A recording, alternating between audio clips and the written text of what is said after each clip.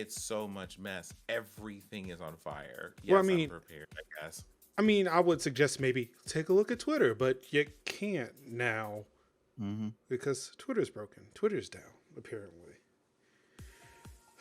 What's good, everybody? Ladies and gentlemen, boys and girls, children of... Wait, what's up? I have a word about why Twitter might be down because I heard something today. Well, before we go any further... No, you know what? I'll hold on to that. It is time, once again, for another episode of Tech Talk Thursdays for January 20th, 2022. Happy 1 year anniversary of Joe Biden being in office. Hooray. Is it a happy anniversary? I mean, wow. Compared to... Tell the truth and shame the devil, though. I mean, he is kind of our jump off, but you know. I mean, it's better than what was before. Yeah. Well, like, okay. I.e. the jump off. How, on a scale of 1 to 10, how real are we trying to be in answering that question? I mean, what have we been known to pull punches? You're right. Because I feel like, here's the thing. I'm having to side with Anka on this one. It's a little bit like, okay, so maybe at this moment, the country isn't blatantly on fire from fascism, but the current condition of literally everything else has much to be desired at this moment in time. But the bar is so low. The bar is so low, and they tripped over it as of 24 hours ago. Not to defend him, but just say the bar is low. The bar is low. And where's our good sis Kamala? Where is she? Again, can I remind you that we aren't really like, we can follow politics, but nobody really followed politics this closely up until like 2 presidents ago. Yeah. Did you really care where Al Gore was? Did you really care what Dick Cheney was? Nope. That's the whole point. You barely cared about where Biden was. Facts. Okay, on the one hand, fair. On the other hand, like us, like the point in time in which we come into caring about these things. Yeah, I thought about that too. People are effectively doing their job. Yeah. If you don't pay attention to someone, not because you work in these spaces, Major, so you know exactly what I'm talking about. Me not paying attention to how you do your job or whatever means goes out the window the day that I have to talk to you because your job is fucking up things all the way over here in my house. Now I have to talk to you. Now I have to care about these things. You didn't care about that last year or last week. I didn't work with you then. We're here now with my house on fire. Bitch, you're gonna answer for this. Like, that's where we're at. So also, yeah, right. I understand that it's also a school night, and I should probably use my PG-13 words. School night, nah. Schools are canceled. Hey, it's snow day. You said schools are canceled. Listen, 1, not here, and 2, if they're canceled, it's probably because the kids are walking out on strike. But we're not going to talk about that. Oh yeah, as they should be. Well, before we go any further into that, of course, I'm joined this week and every week. Kev, it's your boy Kev is in the building. In the building. Yes, sir. And this is why I wanted to wait to say this. Joining me this week, slightly out of frame, Cinsiak is in the building.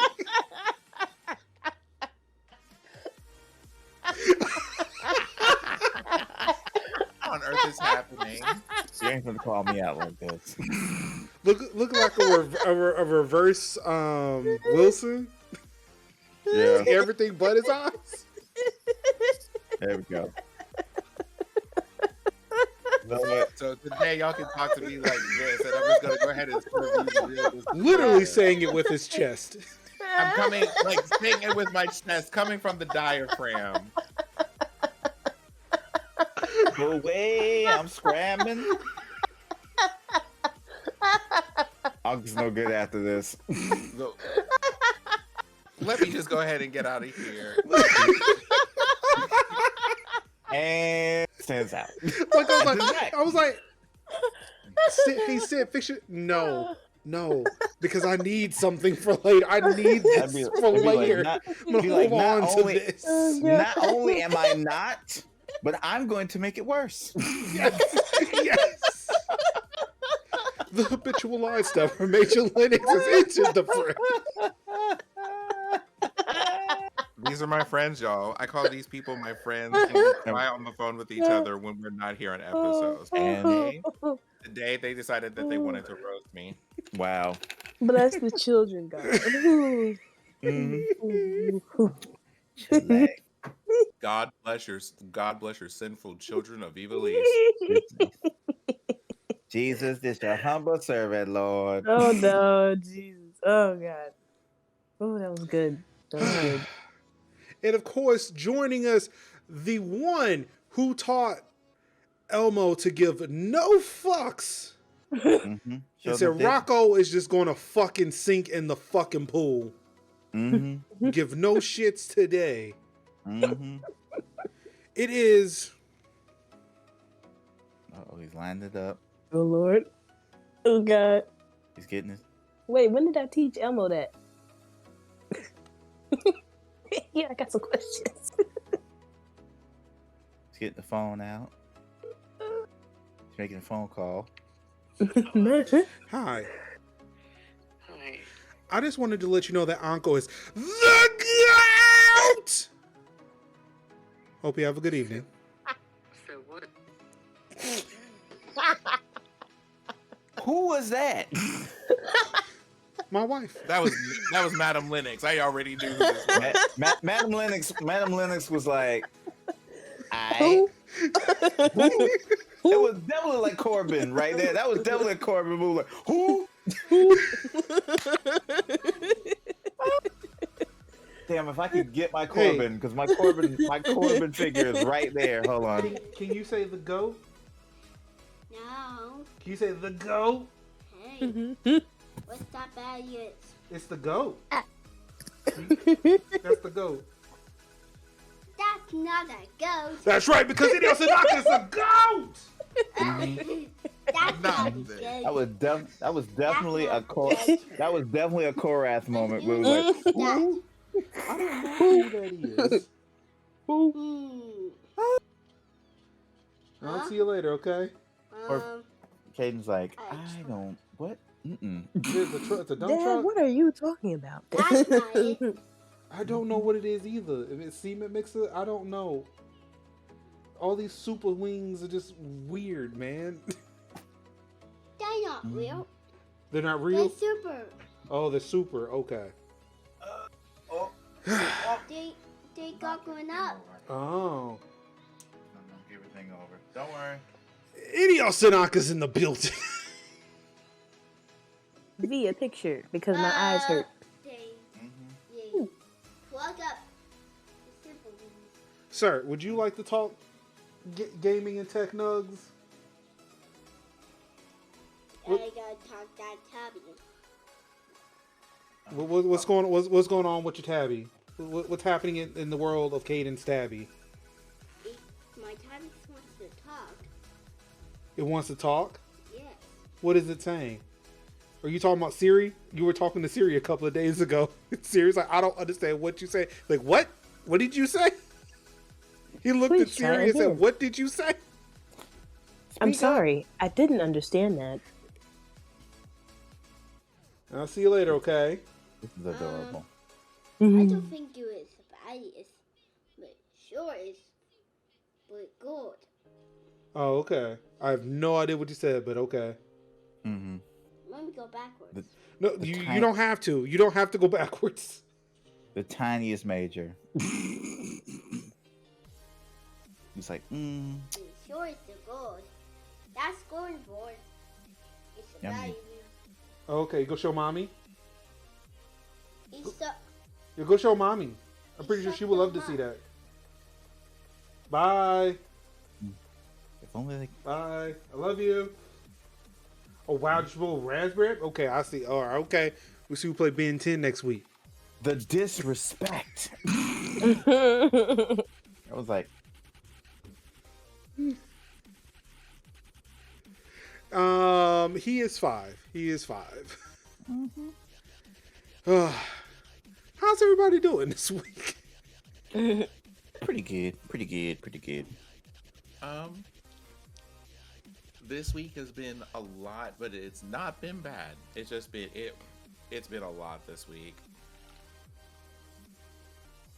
Cool. And Zonka's dealing. You said you were dealing with some twitching going on. Yeah, my eyes. It's just because I've been staring at the computer screen. I'm trying to learn about Red Hat Satellite, and my eyes just hurt. Oh, Satellite's cool. Like, Uncle's over here being all old, being like, y'all, I need to rest my eyes. I just, Lord, the amount of reading I've had to do today. I probably need to get some blue light glasses. Do those really help? Because I never. I think my wife's getting some. She went to the optometrist like for the first time and was getting some glasses. I know some people say they do. I don't know like what the research is. What the research is into that. So I don't know if it's like, hey, this is actually helpful or if this is a placebo effect for some people.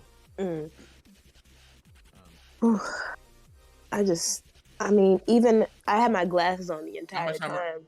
How much time are you spending reading, though, is the question. Like, from 9 to 12, I'm reading. I take a break for lunch, and then I get back to reading after lunch. Can I just say you shouldn't be doing that for 3 hours straight regardless. Please move yourself away from the screen every now and then. I know. They recommend that you do that for like a couple of minutes, like once an hour. Yeah, it's like 10 minutes every hour. Mm-hmm. Yeah, like somewhere around there. And like, child, you reading from like the time that you clock in until lunchtime? Oh no. Yeah, because I'm trying to they want me to be done with the training, and it's just a lot of information I have to absorb, and it's just like. I'm gonna tell you, reading it for 3 hours is not gonna help unless you just retain really well that way. No, I don't. It's torture. I don't learn that way, so it's hurting. Hey, I'm gonna make a suggestion. We're gonna make a pro suggestion, okay? Unless you're dealing with things that have like a lot of charts or graphs or figures, see about getting yourself something that just reads what's on your screen and putting in some headphones. Adobe does that, doesn't it? Possibly. I do not know if Adobe does that. I know that there are things that you can find that can. See if that helps you with trying to like get through the material. I'd almost wonder too, like if you can use like an e-ink reader. I never thought about that. I'm gonna do that tomorrow. Basically, this would be like you saying like, hey, like me trying to like read this really long manual has been really difficult to me telling you, hey, just go find an audiobook version of it. That's basically what I'm recommending. Yeah. Like for me, I'll like watch a YouTube video or something like that. Or actually, if it was like something that long, I would have lost interest ages ago. Oh, there's if you depending on what browser you use, I use Firefox around here, but I know like apparently there are like browser extensions that you can get that you can just go put the PDF on screen in your browser window and it'll just read what's in the window. So see about it. Yeah, I'm gonna do that because. You're on Are you on Windows? Well, I downloaded the PDF and like put it in my drive so I could open it on my personal computer instead of my work computer. So but is your personal computer Windows? Yeah. Okay, Windows has a screen reader built into it. Just go read it. Like see if the screen reader in Windows works. Oh, okay, I'm gonna try that. Ooh. Give that a try, and then just go do something mundane that doesn't strain your eyes so much. Yeah, I just have to make sure I am actively listening. Excuse me. That's the other challenge. But I'm gonna try that because when I'm doing the labs, it's fine because I'm actually doing something and I'm learning how to do it. But reading it, it's like that's why I try to do the labs first and then read. That sometimes helps, but it's just like it's a hit or miss. It's understood. Let's see here. Does anybody have any quick things? I know we have been discussing, and obviously somebody had the audacity to call me out on Twitter saying shows are too long. So I'm trying to help move things along now because apparently I don't want to keep anybody here longer than they have to be. Who's here yet? No, I mean, No, I, honestly, like you know looking at the length of these shows. Yeah, I am under the like. I can gather that. Yeah, they do go on a little bit too long. I know I can be here all damn day, but again, not everybody has that time. So, I'm trying to be respectful of everybody's time. Yeah, I'm just kidding. Yeah. But yeah, if anybody has anything to share before we move on to this week's tech, gaming, and streaming nugs. Okay, so I'm now back on my regular streaming schedule for Twitch, although that's going to be a bit wild. So we had our first 2 streams of the year this week. That was fun. How's that performance working out for you? Which performance? Which one? I mean, you got you got your computer, you got your PC back, right? Mm-hmm. So far, we're happy. We're able to shut the computer off at night and not worry about it turning on the next morning. So I'm pleased with it. I did also have my first session for something. So there's about to be a live play D&D streamed thing that I'm doing, and it starts at the end of February. Nice. So y'all have that to look forward to. Well, what that means, like, I'm gonna have like weeks of stories, and apparently I picked a real dramatic type of story to tell. So I'll keep you posted with that. Apparently, creepy horror is like, I'm not a person who plays horror games or watches horror movies, but apparently the kind of story ideas that I have are very good for like low-key creepy horror. See, that's that Dead by Daylight just taking an influence. Or am I influencing Dead by Daylight? Who knows? A turn, a twist, some might say. Kev, you said you would just finish some Avengers? Yes. I finished the Avengers Reassembled campaign. So that was pretty decent until like I think I did like a little knock on it where it was like, oh, you got to find all these parts and pieces, and I'm like, I ain't really up for doing these little parts and pieces runs. I want to like just go ahead and knock it out, and but we got through it, and it was actually pretty dope. Had a good time with it. But yeah, I might be playing that here and there on the low, be dabbling in the other campaign missions, but I beat the main mission draw of the game, and so I'm happy about that. I could easily just put that to the side, or I could just dabble in some of the extra content, but it's not bad. But real talk, I would not be playing that game if it was not on Game Pass. Like, really, it's like it lowered the barrier of entry so that I'm like, well, I gotta try it. No, I gotta try it. I gotta try at least once, one of them, and then that's it. But yeah, I dug it. Dope. For me, let's see. I played and beat Paw Patrol over the weekend, and now I'm currently playing through Ben 10. These things hurt me to say, but hey, it's spending quality time with my son who wants to play action-packed video games. So that's what we're doing, is playing action-packed video games. On a programming housekeeping note, I'm pretty sure everybody else has been seeing them. I don't know. But hey, this channel is running ads. It has been for some time. Last week, it was brought to my attention that apparently Twitch has been just running them willy-nilly, and I don't know how I wasn't aware of how to control that up until late at night last week. With that being said, this show will be recorded with ad breaks in them If you were watching on YouTube, if you were watching or listening on the podcast feeds, you won't see the ads. There may be something else that happens for 30 seconds. I don't know because I haven't thought that far. However, there may be some, at least for the foreseeable future, some unnatural breaks in between stories. Because if I can't get between topics in a certain time frame, I may have to take a break to run an ad. That way it kind of goes in between two stories. But I am going to try my hardest to get them in between segments. So like between tech and gaming, between gaming and streaming, and so forth. So that way it doesn't break up the flow as much. But yeah, so keep that in mind. Again, taking ad breaks, and it'll be very apparent now for everybody involved, as opposed to just like on a stream, we disappeared for like 30 seconds to a minute or however long Twitch was running an ad, and all of a sudden we came back. This is to make things a little bit easier and making sure that people do not miss any content that is being broadcast on this channel. Because I care and I can't turn the ads off, which is highly unfortunate. With all that being said, hey, we've got some tech news coming up. Of course, the huge news of Microsoft buying Activision Blizzard King this week.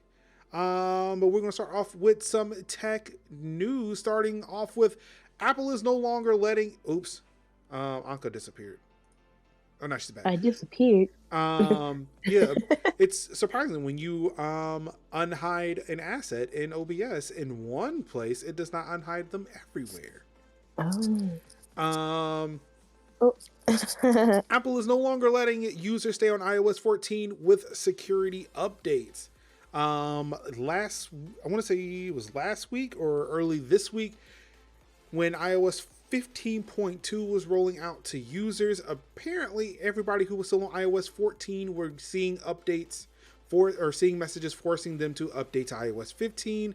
Apple has stated that measure of keeping or of allowing people to stay on iOS 14 was a temporary measure, saying that it was not supposed to be permanent, that everybody was eventually going to have to move up to iOS 15.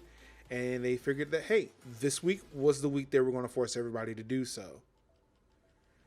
So yeah, if you were holding out on not getting the latest iOS 15 features because you loved iOS 14 so much for a reason or another, unfortunately, you got to get those new features.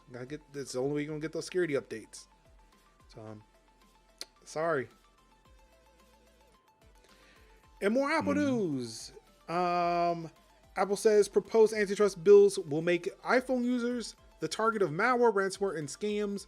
The same shit of, oh no, please do not make us have to put additional app stores in our phones because people are stupid and they don't know how to protect themselves at all. And we need to protect them because all of our users are fucking morons. And Google said the same thing, even though you can have alternative app stores on Android. Pretty much saying, hey, if you make us not promote our shit or allow our phones to allow these other charlatans to be on our phone and we can't promote the G Suite for consumers, how will the data be secure? Gasp. Oh no. And of course, I hate when these companies come out and do this shit because it's really just insulting the intelligence of people. It's not like, I mean, Windows for the most part, when giving people the option to install alternate web browsers or being able to break up some of the things, Windows did not go away. It did not break up. It did not become unsuccessful. To suggest that having a third-party app store on an iPhone or allowing people to sideload applications onto their phones does not make it any less secure. Like, inherently it doesn't. Now, if you don't educate your users on why this may not be the best move, that's on you. But as a consumer who owns the device, I mean, as much as one can own a device, because again, legally, they can put shit in terms of service to say, you know, hey, you're renting this phone and we can come to your house, beat you upside the head with a brick and take the phone back if you want to, because you signed the contract. But like, if I own the device, I should be able to do what the fuck I want to with the device. The fact that I own this fucking Mac here and I can install whatever I want on this Mac, it does not make any sense that I can't do the same on my iPad. I can't do the same thing on my iPhone without having to actually hack it, and going about that route, inherently making it insecure just from a system level. Like, I do not see how Apple cannot implement like sandboxing for this shit. Say, hey, if you sideload an application, if you use this other app store, it can't get to other parts of the phone. You already do that with apps you have. Like, the apps you approve have that feature in place. All that shit is fucking sandboxed. Why can't you extend that here? It does not make any fucking sense, but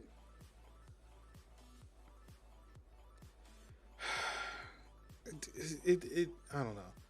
What are y'all thoughts on that?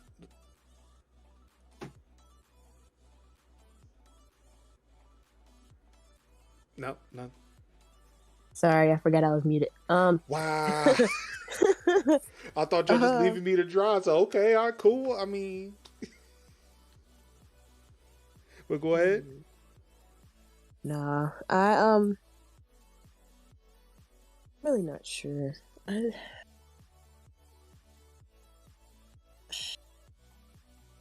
Let me think about it some more. Okay, so before I say anything, right? What is the thing up for debate here that you would like my opinion on expressly? Because you know that opinions are not in short supply around here. It's a thing of Apple is sitting there telling Congress that their users, like, if they were to open up the phone to allow people to sideload or have third-party app stores outside of the Apple App Store, that it would invite malware on their phones. Here's the problem. Right. It takes me 0.2 seconds to see this problem. Right? But it bothers me that the people that they're talking to, I know, do not necessarily, well, I don't know. They might be getting some creeping in these days, but they don't really have the wherewithal to immediately look at them and just go, the fuck, are you serious? First thing. Well, if people can install third-party apps, then you do realize that your major competitor allows people to do this, and you want to know what they did. They just made security features for these things. It's not like you doing things in the way that you're doing means that there's work you don't want to do. Not that you're actually concerned about all of these end users, because it's not like Android is sitting over here like, we don't give a shit about your end users, just buy the phones. They went, well, if you do this, you assume that there's a whole risk over here. You don't have to, like, you're not, what are you protecting yourself from? Well, I'll ask the right, it's not like, oh, excuse me, go ahead. Are people pulling up on Android and being like, let's open a class action lawsuit because I downloaded something on the phone, clicked through the warning screen through 2 or 3 times to install it anyway, and it bricked my phone and I had to reset it? No. Apple, no. And also, this has been a thing that people have been able to do for years. As a matter of fact, so much so that you stopped making it illegal for people to stop jailbreaking your fucking phone. What do you mean? What do you mean? What do you mean? You were sitting here telling bald-faced lies for no reason. If you don't want, if you're just not feeling up for doing things, then say that. But say that in your own offices, not in front of Congress, telling a whole bald-ass lie. Are you kidding me? People have receipts to the contrary. Because yeah, I wanted to ask the resident Android user on staff here. If you were to, say, install a third-party application that you cannot get in the Google Play Store, what exactly does that entail? What is the process for that? Mostly you would like install the APK, which is like which is like basically execute. It's a executable, but it's an executable, but not really. It's mostly just code. But again, like, because I know the answer to this, and I'm trying to get to a point here.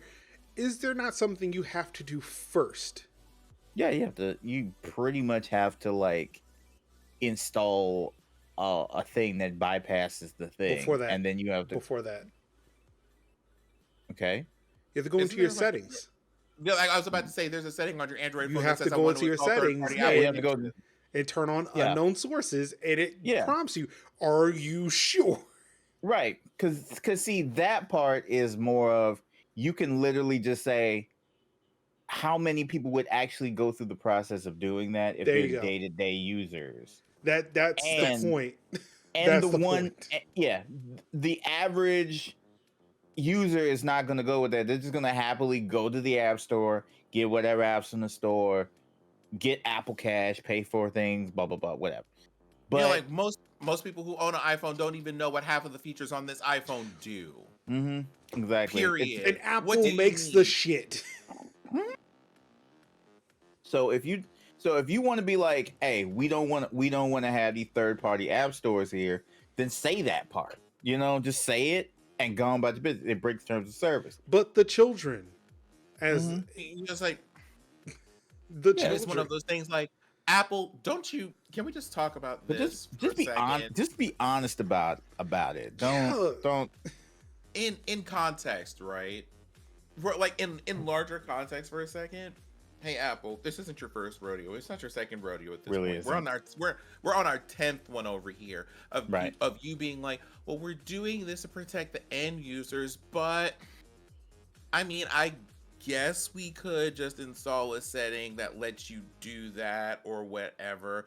Or I guess we can like let the users kind of make their own choices about this thing or the other. Didn't we just have to have this whole roundabout, like the kind of chargers you specify and letting third-party individuals repair your shit and not making things that like third-party vendors couldn't like get or obtain if someone wanted to take their phone to a third-party a third-party repair person and not to an Apple store? Didn't we just do this? We just did this. But this is software, son. This is software. It's different.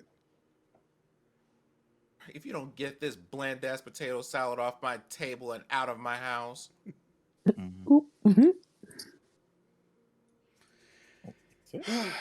But I mean, it's the same kind of like dry thing, and it's been like a thing for like what? We're in 2021 right now, so almost as 22. long as 22. like 22.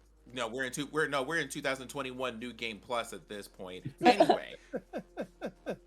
You mean 2020 New Game Plus? Plus 2. Gotcha. Okay.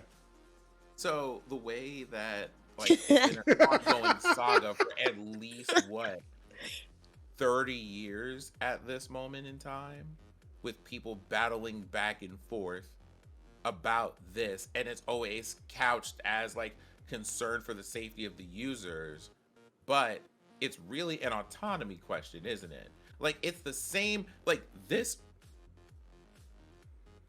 try to follow me here, this same question that people are talking about with software is the same kind of question that people ask when they're just like, should we have a representative government? There's like an assumption about the level of knowledge or expertise or whatever that your users are going to have, and y'all have made a decision that y'all are going to like, our users are like this, and therefore we're going to do this, knowing good and well that if in the like for the most part in a lot of your settings anyway, they're buried between like 4 or 5 menus that people aren't going to get into. It's like a mail-in rebate. You can put it right in front of a person and say, hey, you just have to mail this real quick and you'll get $30, and they'll never do it.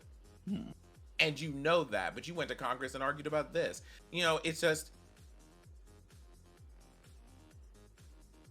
at some point, maybe you should consider users are going to do what they're going to do, because here's the thing, they're going to do it anyway. They're going to do it anyway. They're going to find a way to do it because they do. And y'all were just like, our phones are invincible and they don't get malware and all this other stuff. Jailbroken phones. Also, you can get malware on a Mac anyway. This is what Sophos exists for. Or again, Pegasus. Y'all remember Pegasus? Do y'all remember the one time that Major got on this show and one of our articles was that if someone sends you text messages with a certain combination of letters from a particular alphabet keyboard, that it bricks your phone remotely? From a text message, you're concerned about user safety, but you can't protect me from a set of characters in a text. Apple, shut the full fuck up. I mean, they full disclosure, they can, but they had to go fix it first. But Yep. they had to go fix it. We had to be made aware of it.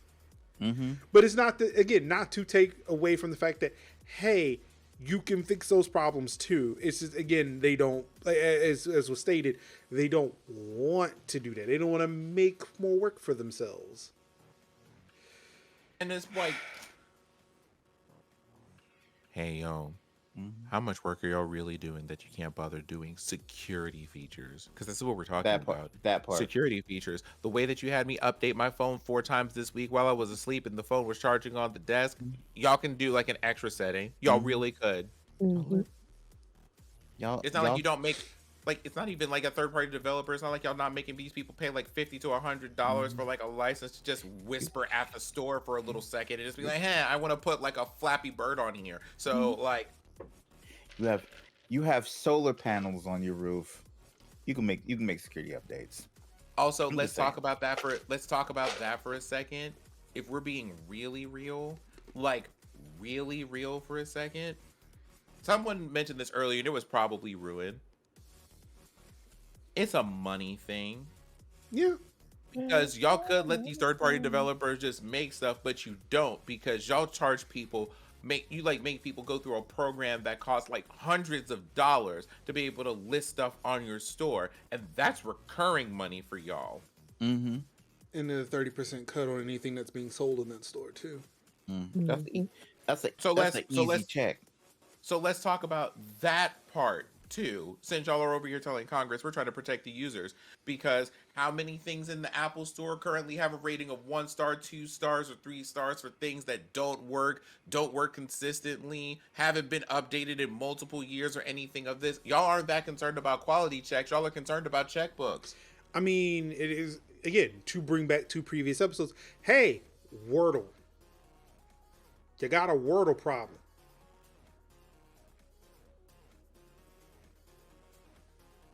But Now let me sip my tea and eat my ice cream. in the Third. in the UK, the government is planning on emotive stunts and anti-encryption ad campaign. Essentially, I mean, again, for those who aren't aware, the UK really, really hates encryption. They're like the inventors of Big Brother almost, in a way, because God bless it. According to the Rolling Stones, the UK government is set to launch a multi-pronged publicity stunt on end-to-end encryption. Rolling Stone has learned one key objective: mobilizing public opinion against Facebook's decision to encrypt its Messenger app. The Home Office has hired the MNC Saatchi advertising agency, a spinoff of Saatchi and Saatchi, which made the Labour Isn't Working election posters among the most famous in UK political history, to plan the campaign using public funds. According to documents reviewed by Rolling Stone, one of the activities considered as part of the publicity offensive is a striking stunt, placing an adult and a child, both actors, in a glass box, with the adult looking knowingly at the child as the glass fades to black.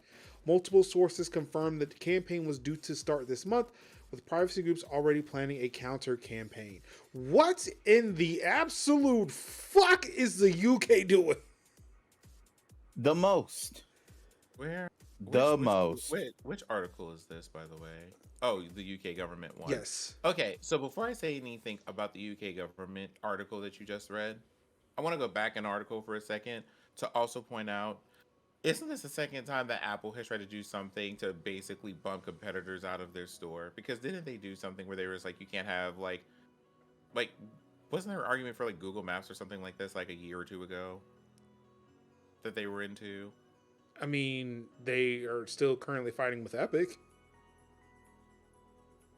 I'm trying to remember what this was, because like Apple had a whole thing of being like, there was like a whole thing of being like you have to use the Apple approved Maps program, so you couldn't like because people were using like different Maps Oh, programs I and thought things or that was whatever. more than 2 years ago. Yeah, that. No, Google Maps has been there for a while. No, mind you, right? Time is a lie. I have no idea how long this is, but it was one of those things of like, hey, Apple is kind of like low key doing some monopoly shit over here, and like, I know. don't y'all have like Oh, laws against wait. that nonsense?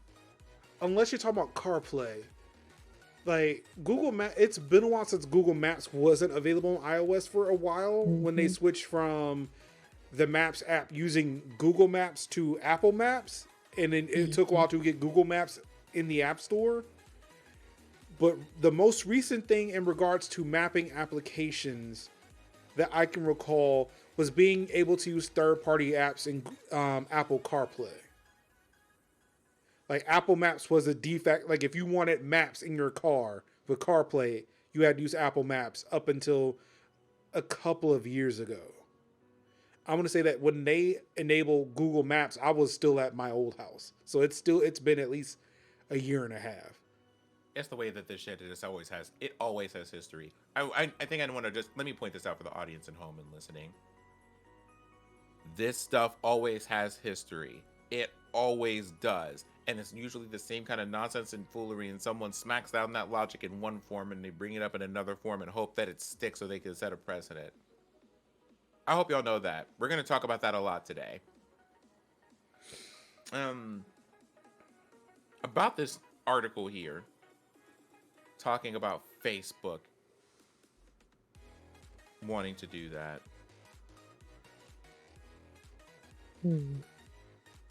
Wait, Facebook wanting to do what?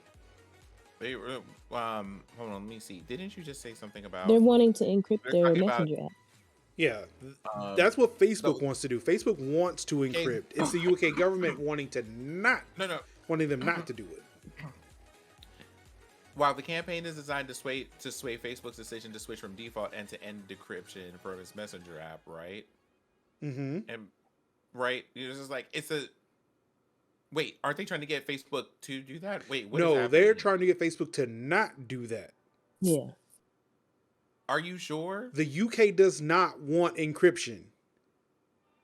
So is there an anti-encryption ad campaign? Well, then this last article, part of the article here. While in the first campaign is section, designed to sway Facebook's decision to switch to default, yeah, they're trying to switch Facebook's decision to do it. They wanted to not do it. Okay, this is just wait, what? Yeah, Anyway, the wording is weird, but yeah, what it's saying is they're trying to sway Facebook to not do it. The article mentions this here, but I'm gonna go ahead and point this out again. WhatsApp was doing things like WhatsApp, Signal, and Telegram were doing these things before Facebook ever acquired them. Mm-hmm. And see, that's the thing. And They're trying to keep Facebook Messenger from doing it too. They feel like, all right, we can't get Signal, Telegram, and WhatsApp to not do it. That's just it. That's what they're going to do. Facebook Messenger, however, doesn't do it yet. Maybe we can stop them? Bitch, where half of y'all wouldn't have internet if it weren't for Facebook. So let's start there. We talked about that a few months ago. But hi Facebook Zero. But also, what do y'all need that unencrypted for? That'd be nosy. Here's the thing. It's not like every form of encryption isn't something that in the most extreme measures, if they needed to quote unquote undo it, they couldn't figure out a way to a certain extent. What are we doing here? If that is the case, you need to let me know what those apps are so I can avoid them. Something, right? But Because that's not a world I want to be a part of. But also being what do y'all need this unencrypted for? I want this to be explained. For the children, Sin, we've been over this. Every article I'm going to mention, I can just say, it's for the children. If you ask any old white person, why are you doing this? We have to think of the children.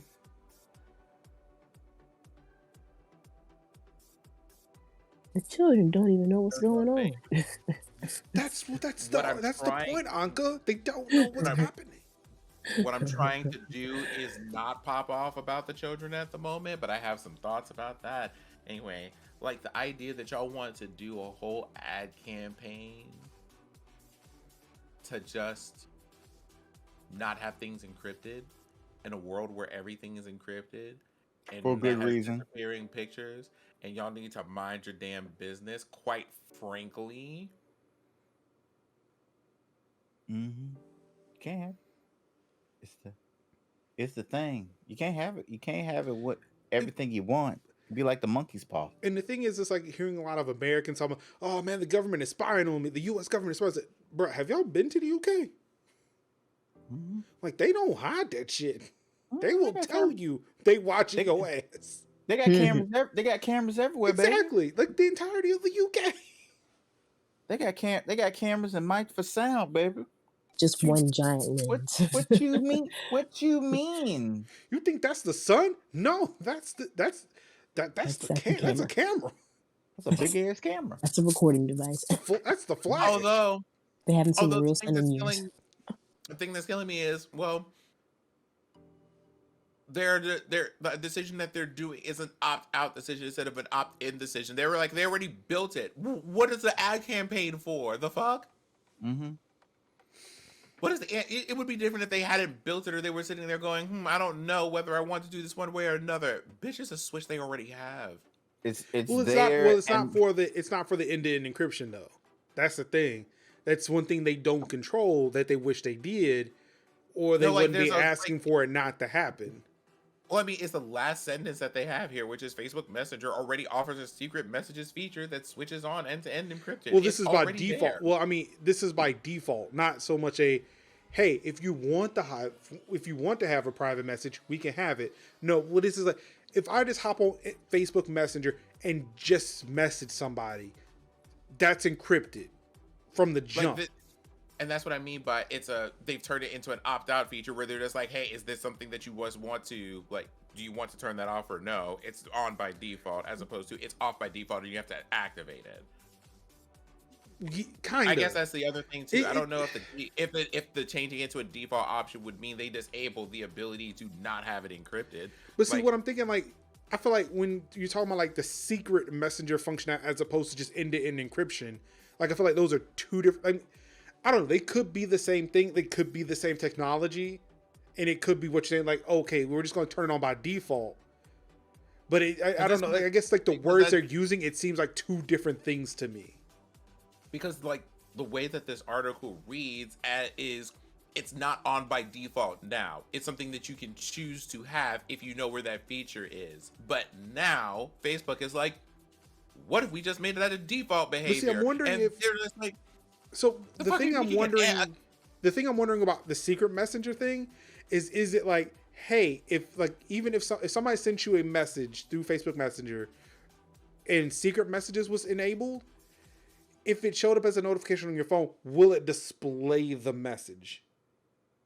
Would you have to put in a pin to get it, as opposed to if Facebook Messenger, like, let's say if they turn on end-to-end encryption for all of messages, that secret messenger would still be a separate thing where you got to put in a pin to even see that message. is that how secret messenger works? I don't know, and that's what I'm wondering. I don't use Facebook Messenger enough. Like, the thing is, I use like programs like WhatsApp, and WhatsApp already has that feature built into it. Like, there's not like a code or anything you type in or anything. But see, what I'm like saying that. is like I wonder if secret messages on top of including end-to-end encryption also has a way to just like, hey, if somebody were to pick up your phone to open up Facebook Messenger, could they get access to that message because they have access to your phone? Because end-to-end encryption means shit if somebody has the phone. I mean, that's it would be it's what I would expect considering how other things I have work. Yeah, like it would have to, like, I imagine like secret messenger is like on top of end to end, like it has a code. You have to put in a code or face ID or a thumbprint to get access to that specific message. It feels weird if it went that hard. I don't imagine For a secret message, I'd imagine it would. Like end-to-end encryption, encryption for me is like the bare minimum for private communication. Because that means anybody between my device and yours can't read it. If it's if you're telling me it's going to be a secret message at that point, if you have the word secret in anything, I want it to be where somebody who has physical access to my device still can't read it. You know they're not going to do that, Major. You know they're not going to do that. Facebook is barely that thorough. Weren't they on trial only a couple of years ago for basically disrupting and having a part in nearly dismantling democracy? I mean, yes, but how does that factor in anything? Because company's gonna company. Yeah, well, there you go. Okay. Oh, great. So parentzone.org.uk has the scoop on Facebook Secret Messenger. I have went to go find the feature. Would you like to see what it is? Yes, let's take a look. Encrypted notification emails. Oh, wait. That's notification emails. Hold on. I got you. As well as this, secret conversation creates an ephemeral nature to your conversation by allowing you to control how long your messages can be seen by the person you send them to. If you make your message available for 30 seconds, for example, a timer appears on the right-hand side and then displays a countdown showing how many seconds the message is available for before it disappears. You are given options to display your message from as little as 5 seconds to a maximum of 24 hours. There is also an option to turn this feature off. So yeah, it's something on top of end-to-end encryption. So Secret Messenger is something completely different. Something like Snapchat, but for words. I was about to say well, I guess Snapchat is the one that I guess made it famous to do that. But there are a lot of things that have that now. Yeah, dude. Actually, including literally every feature that Instagram uses. Like, I don't understand. Like, y'all are arguing about, y'all arguing as a whole campaign about things that already exist and features Facebook has. The end-to-end encryption thing, while it does exist, it does not exist on Facebook Messenger by default. They're trying to stop the by default part. I hope they do it. I hope they do. I don't. I imagine that was sarcasm, but seriously, I don't. Please don't. What, please don't have disappearing messages on Facebook? No, please don't make go away. Don't make end-to-end encryption go away. No, I said, the thing, when I say I hope they do, what I'm saying is I hope Facebook decides to proceed and make that a default thing. Oh, okay. I hope they do. Okay. Well, on that note, we did not make it to game, so I'm going to run a 30-second ad real quick. Sorry about that, people. Again, this is a thing I wish I didn't even know existed, but hey, we're here now. This is life now. We'll take a quick little break, and we'll be back with some more tech news on Tech Talk Thursdays.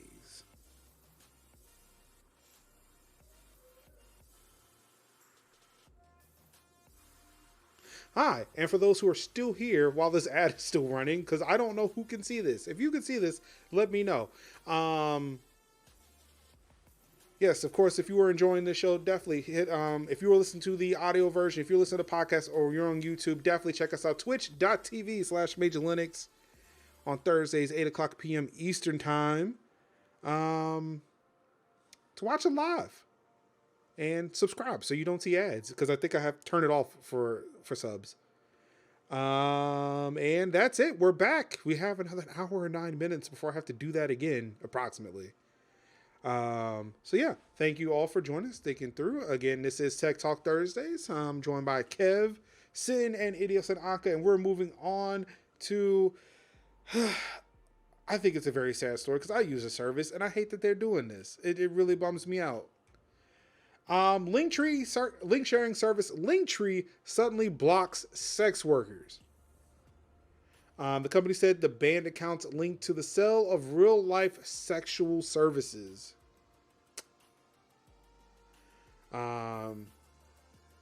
Yet another service has kicked sex workers off its platform, according to Motherboard. Linktree, a tool that allows you to share multiple links with one URL online, has given sex workers the boot overnight and without warning.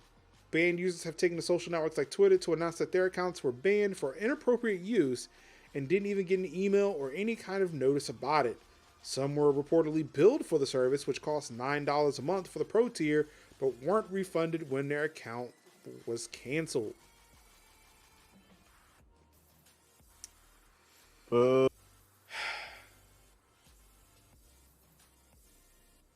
Why? Why? Just... I don't understand. Sin, can you help me understand? How can I help you? How can I be of service at this moment? I don't know. I'm so confused, so lost. Why do they do these things, Sin? You know something? Can I be real about this for a second? Please. I have personal issues with the idea that people are paying money for services to literally just put links on a web page when WordPress is free. You know what?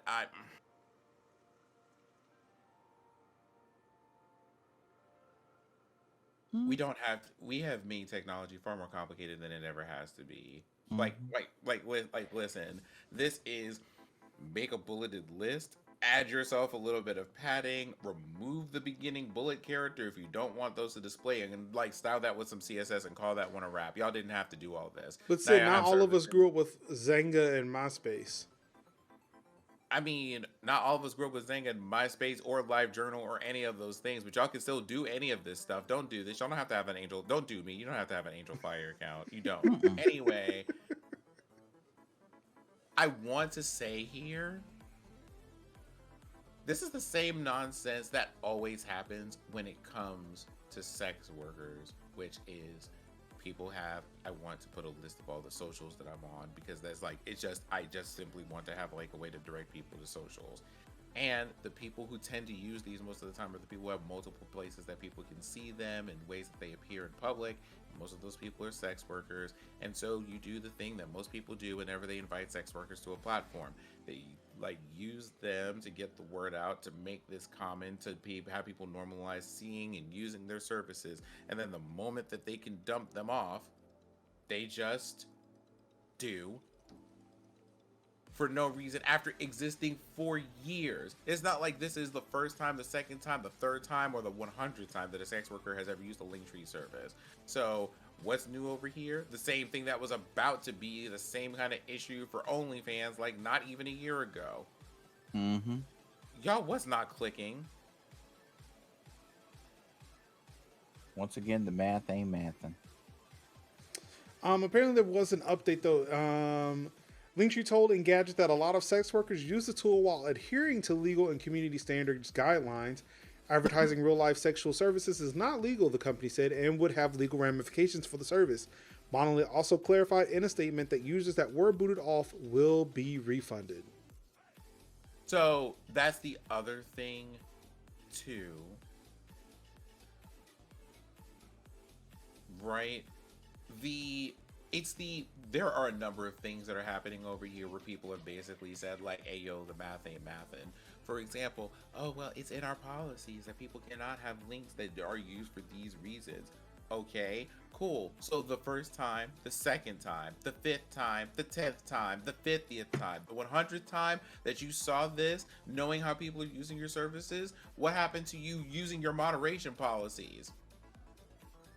What happened to those? What happened to those applied consistently? No, seriously, explain this to me like I'm 2. 5 is too many. 2. Explain it to me like I'm 2. You see people out here blatantly doing it. It's vague and not entirely clear if linking to websites like OnlyFans has always been against its rules. I'm going to say this right here. That shit's on purpose, and I hate it.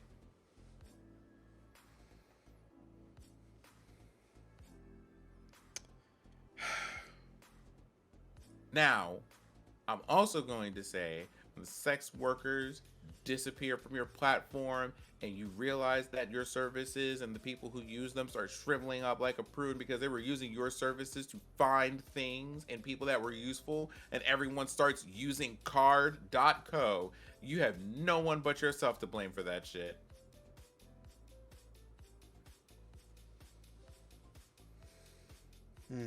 I hate it. I hate it so much. Anka, what do you think about this? I think Anka stepped away for a second. Mm-hmm. I was about to say, make sure you're unmuted, beloved. Yeah, I think she stepped away for a second. Oh, Linktree told Engadget that a lot of sex workers use the tool while adhering to legal and community standards guidelines. Yeah, I read that. Advertising real-life sexual services is not legal and would have legal ramifications for the service.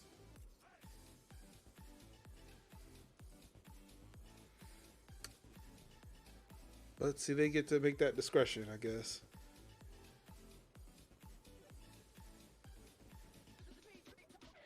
Can't advertise any services on Linktree at all. You can only give them links to click on. You know what?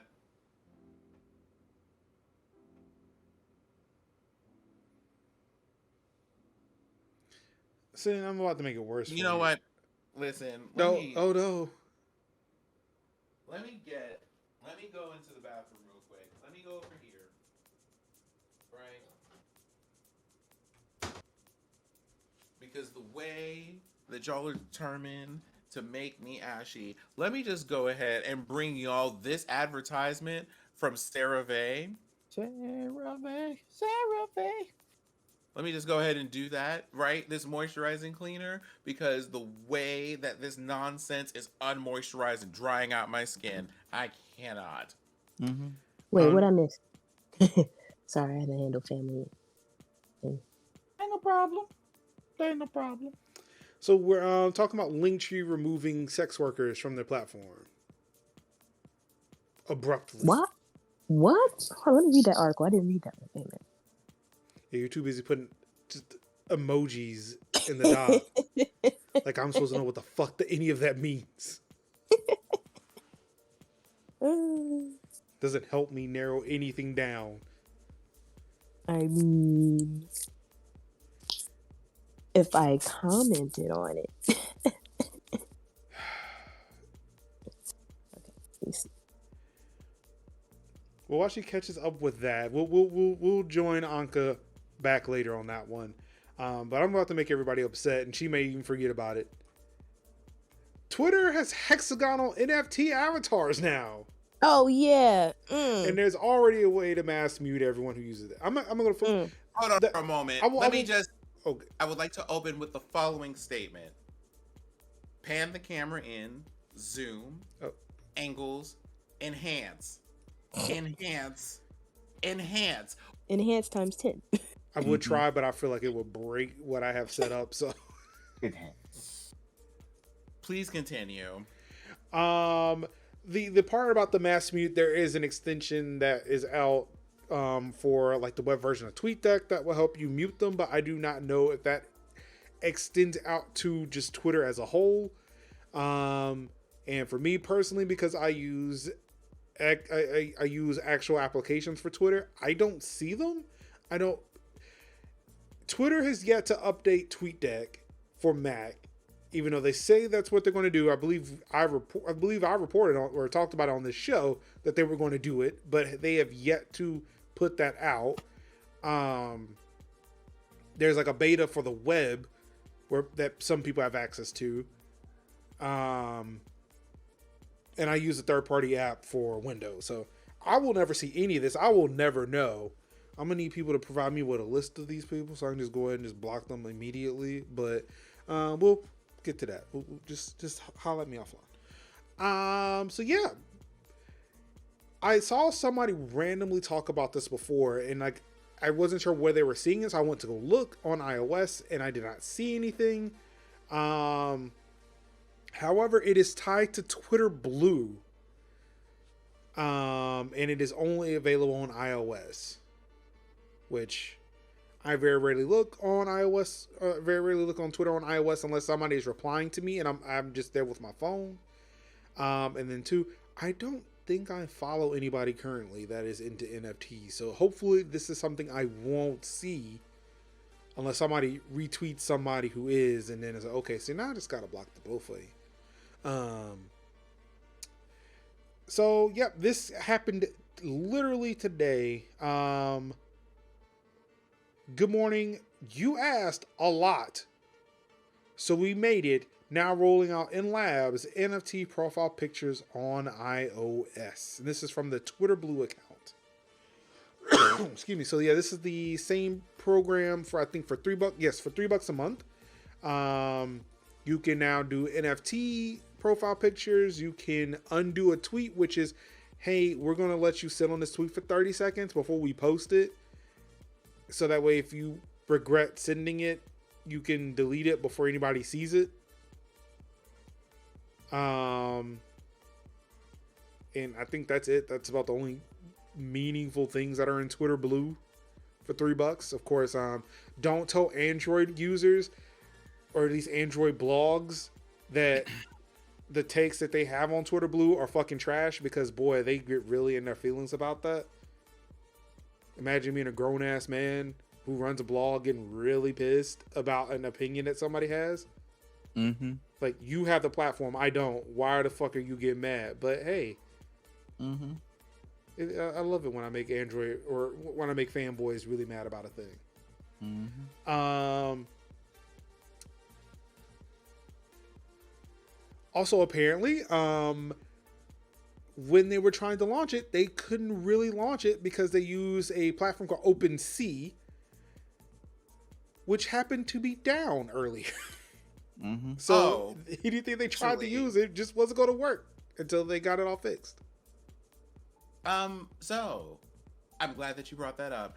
Run that sentence by the audience one more time. I just want to review real quick before I say the thing I want to say. They are using a platform called OpenSea. Actually, hold up. There it is. Here it is. The rollout also hasn't been totally smooth, though. A database outage on NFT marketplace OpenSea also temporarily knocked Twitter's NFT support offline since it relied on an OpenSea API.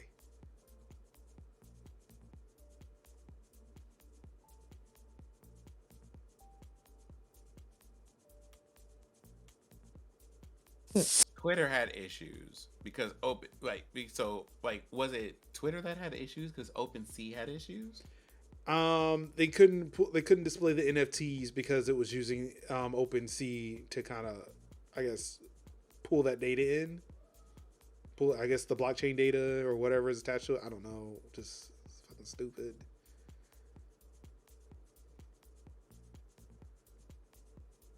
Wait.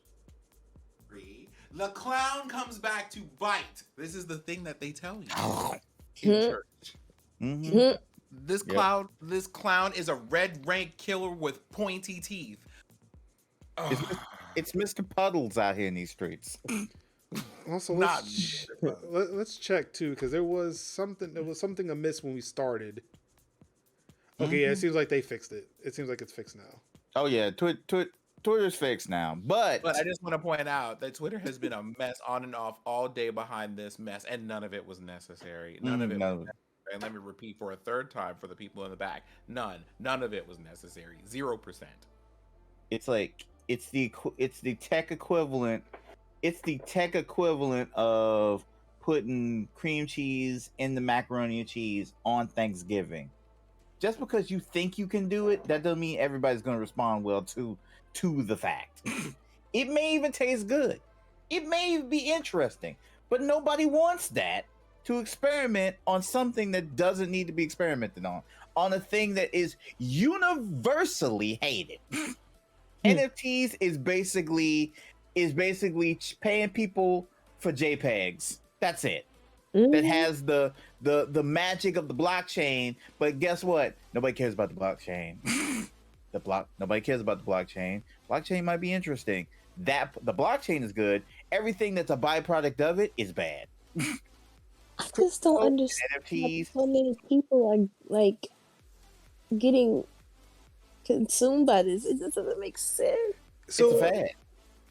What it is, and the fascination between the blockchain and Web3 is they're saying that with the blockchain, you're able to essentially own that content. You can own the platform because the fact that some bit of it belongs to you. You now have tokens that will allow you, the user of the Web3 platform, to make decisions on what the platform does. Until you don't. Right. Because it's like it to me, it's like people are so dense when it comes to this shit. What happens when people with more money than you buy more tokens than you? You have essentially created the stock market without the fucking New York Stock Exchange. And that's what I'm saying. You mean regulatory things? Because it's supposed to be decentralized, which means it can never be Wall Street, even in its primary purpose, except that, the people decide to co-opt that are rich people who want to launder money. I'm going to just continue watching YouTube. And why does decentralized always mean always means like porn and drugs? It's always porn and drugs. Well, decentralization is it's a good term. But when they're talking about crypto, when they're talking about the NFTs, when they're talking about a blockchain, the whole idea of decentralization when it comes to this went out the window when shit took off. Right. Actually, here, you know something? Define this for us, Pastor. What is decentralization like in its purest form? What is happening there? What is it supposed to do? Porn and drugs. No, that's not what that is. No, please stop. Please stop. I said it's porn and drugs. Decentralized means untraceable. It means you'd be like, I can buy a thing. No, decentralized does not mean untraceable. Decentralized means that there is no one individual who owns a thing. Okay. It's like everybody has an equal piece. Everybody has an equal say in what something happens. There is no leader. Okay.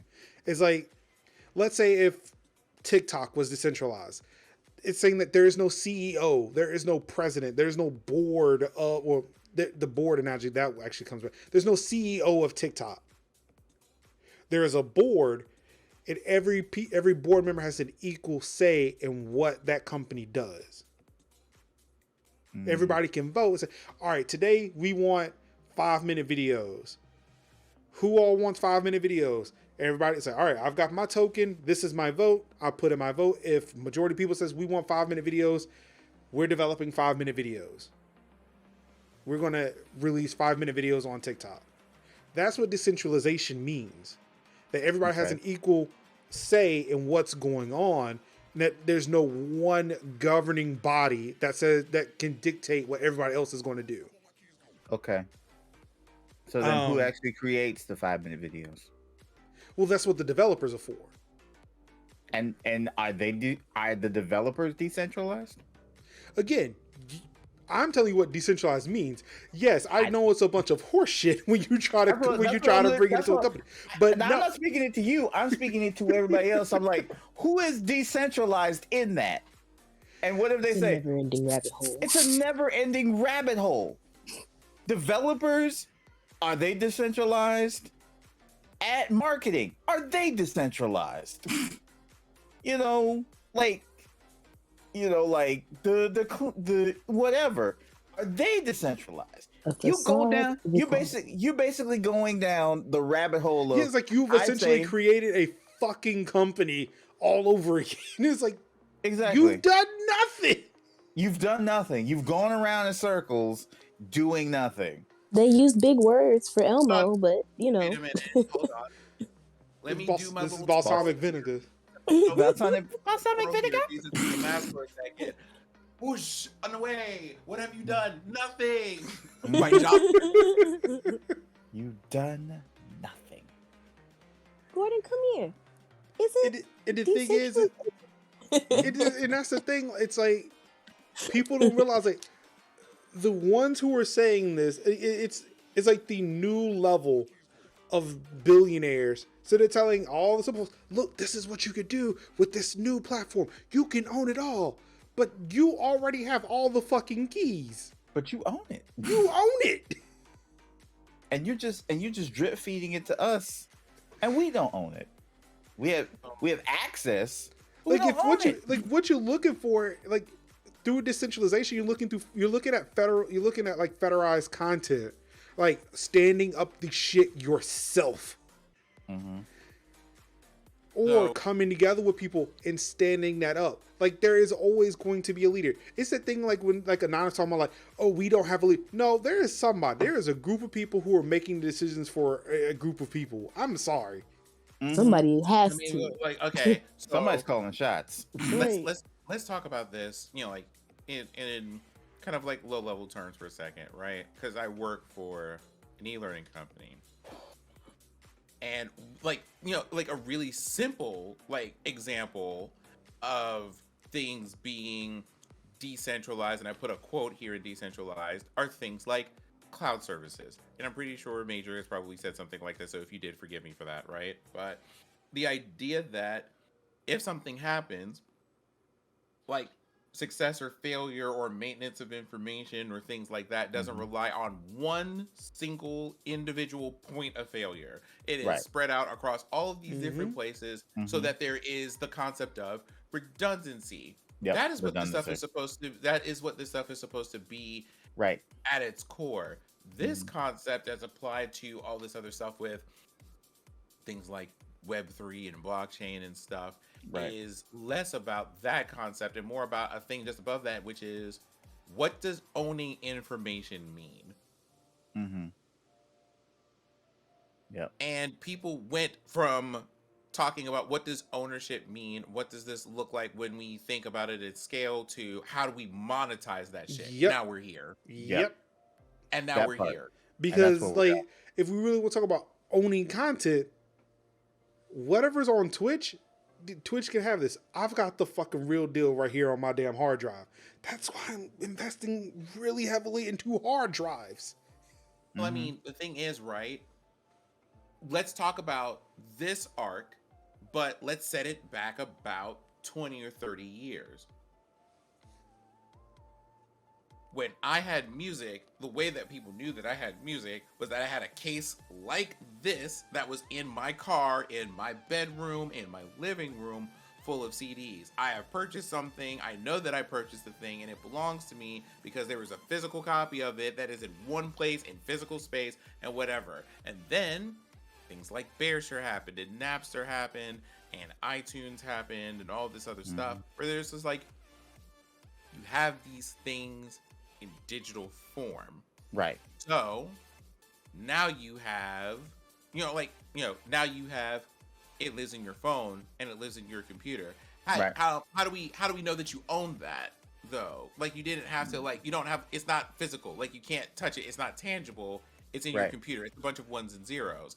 It's then, from there to things like, how do you know that you own a copy of Microsoft Office? Well, I bought it. I have the CD for it. It comes with a license number. It's one specific number for this. Well, like, what does that mean in an age of cloud services when you have things like Google Drive, Google Sheets, Dropbox, and all of this stuff? What does that mean? Mm-hmm.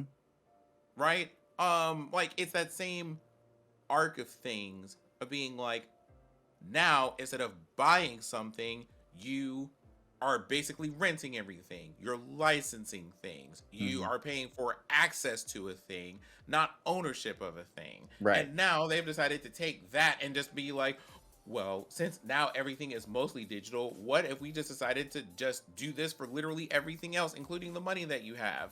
It's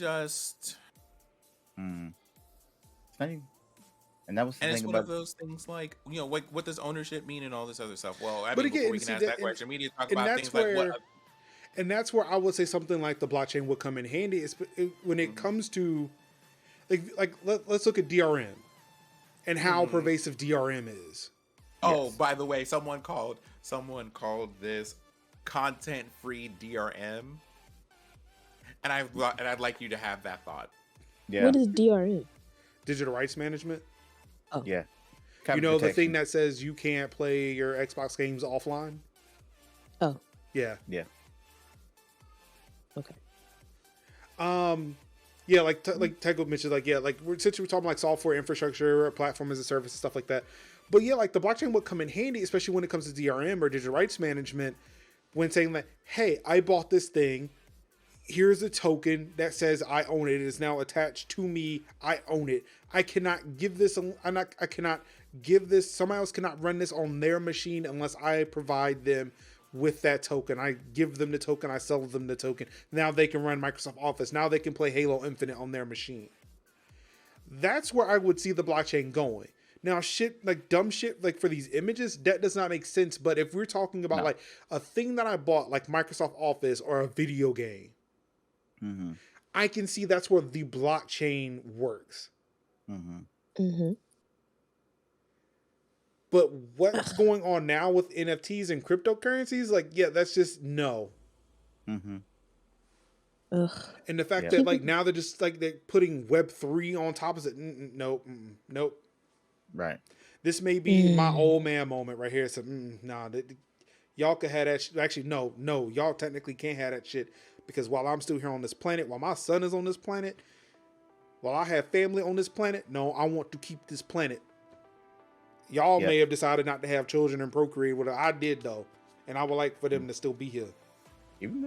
Even if I didn't, I got god babies. I want them to have clean water, clean air. Like I love people that are gonna be here when I'm gone. So how about this? Stay here.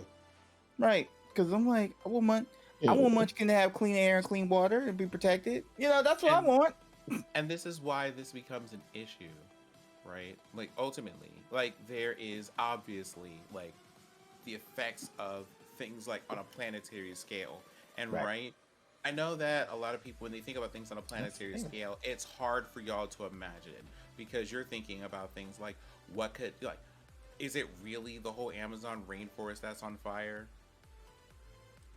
Is it really like a whole like like all of this and all of that? So I'm gonna say this in us, and I'm gonna put this in a smaller way. In upstate New York, there were a number of people who didn't have access to power, and the reason why, I don't know if y'all know this or not, but like a single power grid only has so many electronics and electrical like items like stoplights, microwaves, and other things you plug into the wall or that need electricity to work that it can support before something bad happens, at which point you have to build more infrastructure to support that stuff. Well, people started moving and buying up property in less populated areas and putting all of their computing stuff up there, and it had such a burden on the grid that it left people without power because the parts of the grid were broken, or there wasn't enough left to support people who were just living there. Like, that is a thing that's happening now. That's happening now problem, or a 2 years from now problem, or even a 3 months from now problem. It is now a problem. And this has been a problem. Like, they've been doing that for years.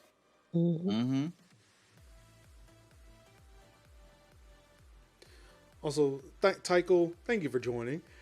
He points out that apparently my idea about putting ownership of a program on the blockchain will stop companies from wanting to sell me services.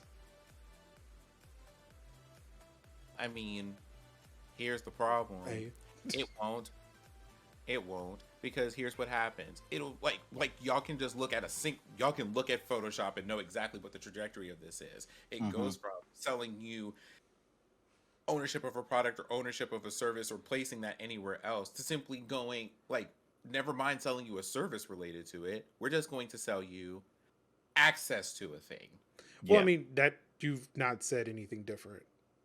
Well, like, I mean, you were literally saying the thing again. Like, you would think, right? But it feels like it's one of those things that certainly hits different when it's kind of like, hey, all that stuff that you were building in Photoshop? If I built something in Photoshop like 2003 or CS3 or CS4 or all the way through CS6, I can still have that, right? Like, it still exists over here, even if I can't open it or even if I need a different program to open it.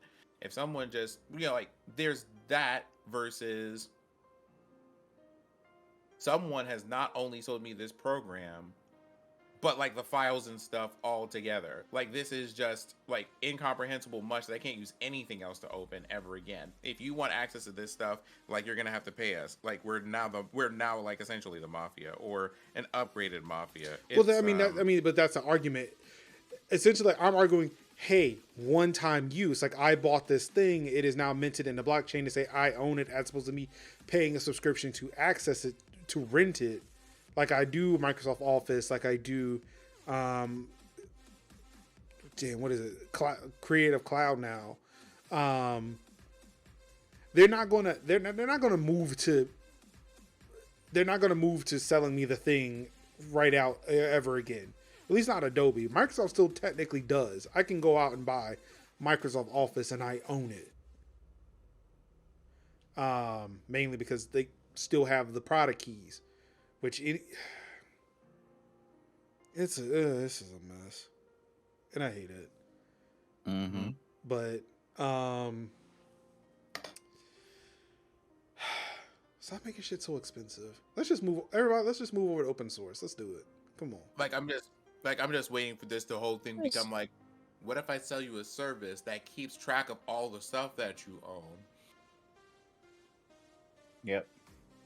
I'm just waiting. I'm really with a lot of things. I'm just waiting for the bottom to fall out, because the bottom's gonna fall out. And You're right.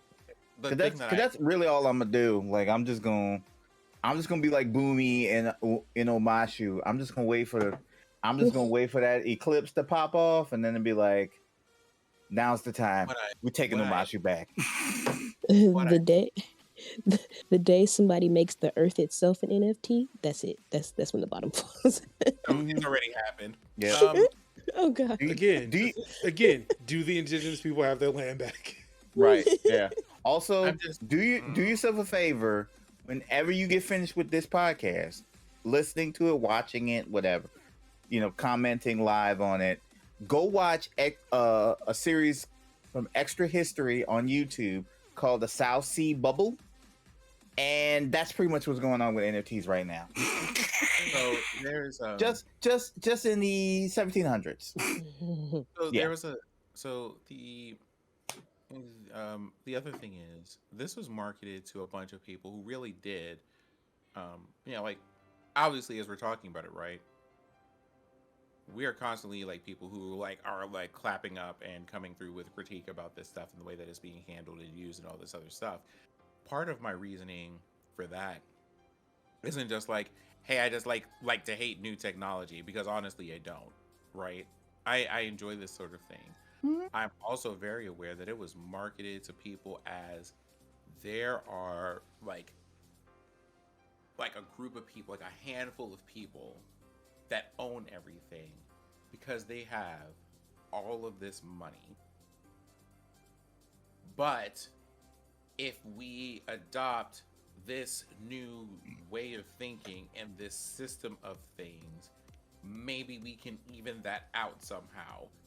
This is how this stuff was presented to people. This is how like general cryptocurrencies and everything else was presented to people. A way to make the world evenly accessible to everyone and for people to have things and exchange knowledge and ideas and be like more equal than the world is now, with a whole bunch of people who have like a whole bunch of money concentrated in like the hands of like a small grouping of people while the rest of us suffer.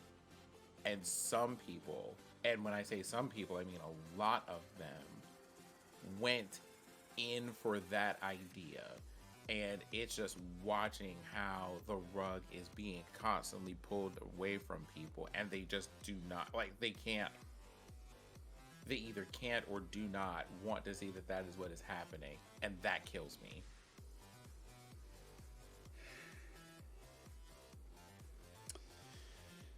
Well, it's not going to get any better. Mm-mm. Because Block is officially building an open Bitcoin mining system, says its founder, Jack Dorsey. Mm-hmm. Hey, raise your hand in chat if you happen to remember if you remember who Jack Dorsey is. Oh, God. The world's richest homeless person? Yeah, I definitely know. Oh, gosh. I bet he doesn't season his food. I bet he doesn't wash his beard. No, I bet he doesn't wash his legs. Yeah, legs. You got all them billions, but your legs is just dry. You hate to see it. So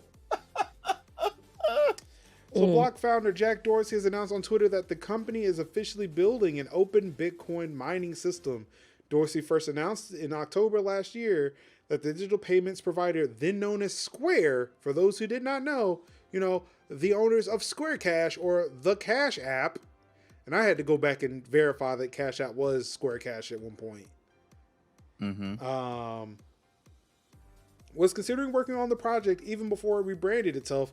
If you recall, Square changed its name to Block to tie its services together and to better represent the future of its business in cryptocurrencies and blockchain technologies. Now, see, that part I did not know, but when I learned of that, it got me really concerned. One, because, hey, the people who run Cash App are getting into cryptocurrencies. But then when they say, hey, I'm building an open Bitcoin mining system, it really got me to thinking there are millions of devices out there in the wild, maybe billions, that may have Square Cash or Cash App installed on it. Who's to stop them from installing something or putting something in Cash App code that, just like Norton, hey, if you install Norton, you can get the Ethereum miner. You can get an Ethereum miner. That's, you turn your phone into a little crypto miner, Bitcoin miner, and you get a cut of those profits to spend on things through the Cash App. And I got really sad because I think of the one, I can only think of one demographic that uses Cash App more than anything when it comes to sharing money between each other. Don't matter what platform you're using or what operating system you're using, there's one demographic, always use Cash App. And it's us. Streamers do. I can't even, like, if I were to, content creators. I mean, well, no, I'm sorry, not us as content creators. I mean us as black folk.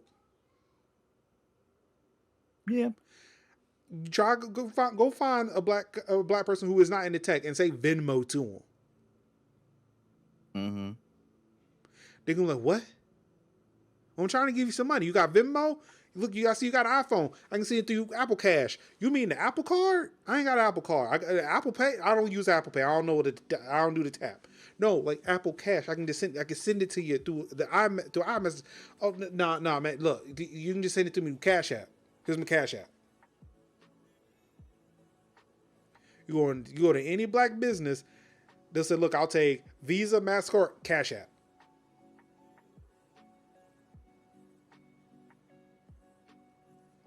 And those are the people I'm concerned about when you got people like Jack Dorsey, a lot of these crypto bros starting to get into a lot of these apps with people who don't understand what these apps are doing or what they could possibly do.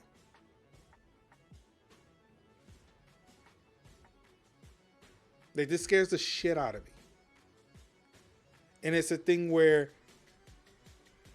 there was a TikTok, they were talking about, like, what's one thing I would like to see change in the gaming industry? Like, one thing I would like to see change in the gaming industry and even the tech industry is more people like us out here talking about this shit to people who don't understand it. Because for us to be using these applications, for us as a community using these applications on our phones and not understanding, like, the shit that's about to come down the pipeline, and just think that, oh, it's free money. Oh, I've heard of this cryptocurrency. I've heard of this Bitcoin. Yeah, they're really expensive, man. But look, if I can get free Bitcoin by just running the app, just by making a purchase or sending money through Cash App, oh, I'll take it. Not realizing that they may be using their phones to fucking mine this shit. Especially if they got Android, because shit can run. I mean, not to say that shit's not gonna run on iOS, but there are systems in place just because of iOS and iPhone's software and hardware limitations that will keep it from running forever. But on Android, like, that system ain't there, depending on the version of the phone and the version of Android you're running. Fucking run a crypto miner on your damn phone, you'll never know. So look, if you keep the Cash App running in the background, just earn free money just by walking down the street. It's like a pedometer, but it gives you money. Yo, welcome. Thank you, Game Enthused. Thank you for that raid. Really do appreciate it. Of course, y'all tuned into Tech Talk Thursdays. We're talking about Block, formerly known as Square, makers of the Cash App, potentially turning your phone into a crypto miner. Again, speculation, not at all. This does not say that is happening, but speculation. Yeah, you gotta say speculation. You gotta say speculation before you speculate. Allegedly. I said it before. They knew they weren't here when I said it originally.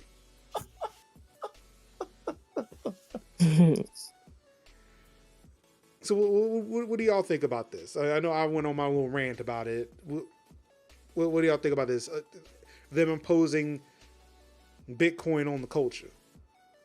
This is getting out of hand. Like, waiting for the bottom to fall out. At this point. Okay, Isn't it at 43,000? How do I feel about that? Is I can't say I'm surprised. And when I say that, much like everything up until now, a lot of what is happening here has been allowed to thrive in confusion and obscurity and misunderstanding. That's how most nonsense related to tech flourishes, because someone introduces a new word, a new concept, and a new idea. The idea of trying to figure out what this stuff means, with so many people with differing opinions on it and what it is and what it means, is like really difficult to grasp. It's really academic and therefore entirely inaccessible to most people, unless it's an industry that you're in or a discipline that you have, which is like me, you, Anka, Kevin, but not like my nieces, my nephew, my like younger sister or whatever who is at home doing hair right now, right? Like none of that. And it thrives on, well, you know something.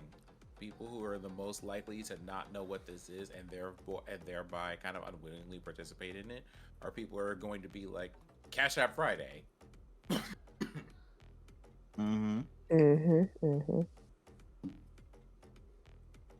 It's the way that, like, you're just like, hey, we're gonna let the poor people do the heavy lifting to build the foundation of this, and then we're gonna burn the house, and then we're gonna burn the house up with them in it. It's out of hand, and they always get exploited like that, and I don't. It's just not. It's really just not fair. I mean, although honestly speaking, I don't know why they would need to do that in this case, because the rich people seem to be just fine with being entirely scammed about this to the tune of hundreds of thousands of dollars per hit, and are just like, well, we're just gonna go ahead and refund everybody their $150,000, but let's be a little bit more careful with opening emails we don't know from from people we don't know, okay? But again, it's just a thing of free money. When I tell you I'm I'm under the rainbow and over the bullshit of all of this. I just want to know why. Actually, never mind. I know the answer to my own question. Never mind. Do you need to ask it just so you can get the question out there out of frustration? Because I feel like that's where you are. I'm just curious what the question was. It's just who had a mass gathering or a mass meeting of the quote unquote minds? This is a great idea. Or no. Better question. It's probably a bunch of people in a bunch of lawn chairs who never part their teeth when they're talking about, what if we just pitch this idea to the poor people and let them scrap? Oh, that's a good idea. That's a good idea. Quite intellectual. Yes. I hate it. Dastardly, y'all. Literally, they sat around. Like this when they're laughing too, like this too, the whole thing.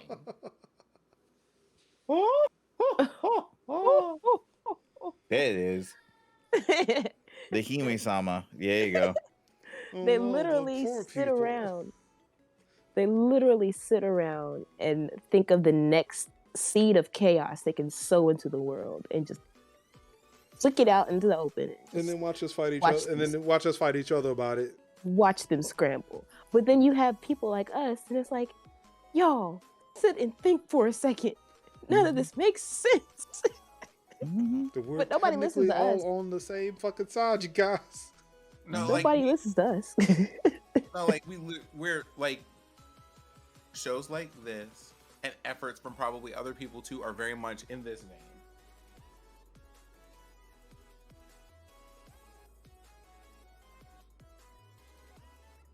Yeah. Hold on. Real quick. I know that y'all are arguing about things, and I am sure that you are very passionate about it. But before we get any further into it, what are we fighting about again? Someone explain this to me. Just like catch me up. Yeah, it's the thing of like, look, your anger Right. is valid, but you are looking at the wrong people for this. No, it's just what are you upset about? And then like they explain, and we just go, okay, so let me get this straight. You are mad at. That's not the word I should use here, but we're going to. You are upset with Anka for telling you this, but this about the hobby that you're into, like the quote unquote new hobby that you're into. But like this is happening, and like all of this is related to people who are objectively terrible. And you agree to this, but we're still arguing with Anka. Why? Because Anka set the boat on fire with the banana. Wow. But this time it was a banana. Oh no, I think I killed Sid. You know, was needed. It was a needed banana. Okay. That was a content banana. This is a necessary banana. Oh, see. Oh, so you admit that you did burn down the thing. It never happened. Oh. Never happened. Oh, it never happened. Okay. Well, I'll tell you something that did happen. Crypto.com reportedly suffers a hack, losing more than $15 million in Ethereum. Oh no. Whatever will we do? But let me tell you something, because I forgot that this was in here. Remember when we were talking about decentralization and that there shouldn't be one sole company, one sole group of people who controls the group? Let's see. Where is it? Oh, no. The hack is noteworthy as Crypto.com isn't an obscure exchange, but one of the largest of all, with a 24-hour volume of over $3 billion, which is around that of Coinbase. Interestingly, Crypto.com hasn't officially confirmed a hack. To its credit, the company has promised that users' funds are safe. The company is investigating internally and expected to release a report or detailed statement in the coming days. It's also taking steps to harden its security infrastructure. Wait, that's not what I'm looking for. Where is it?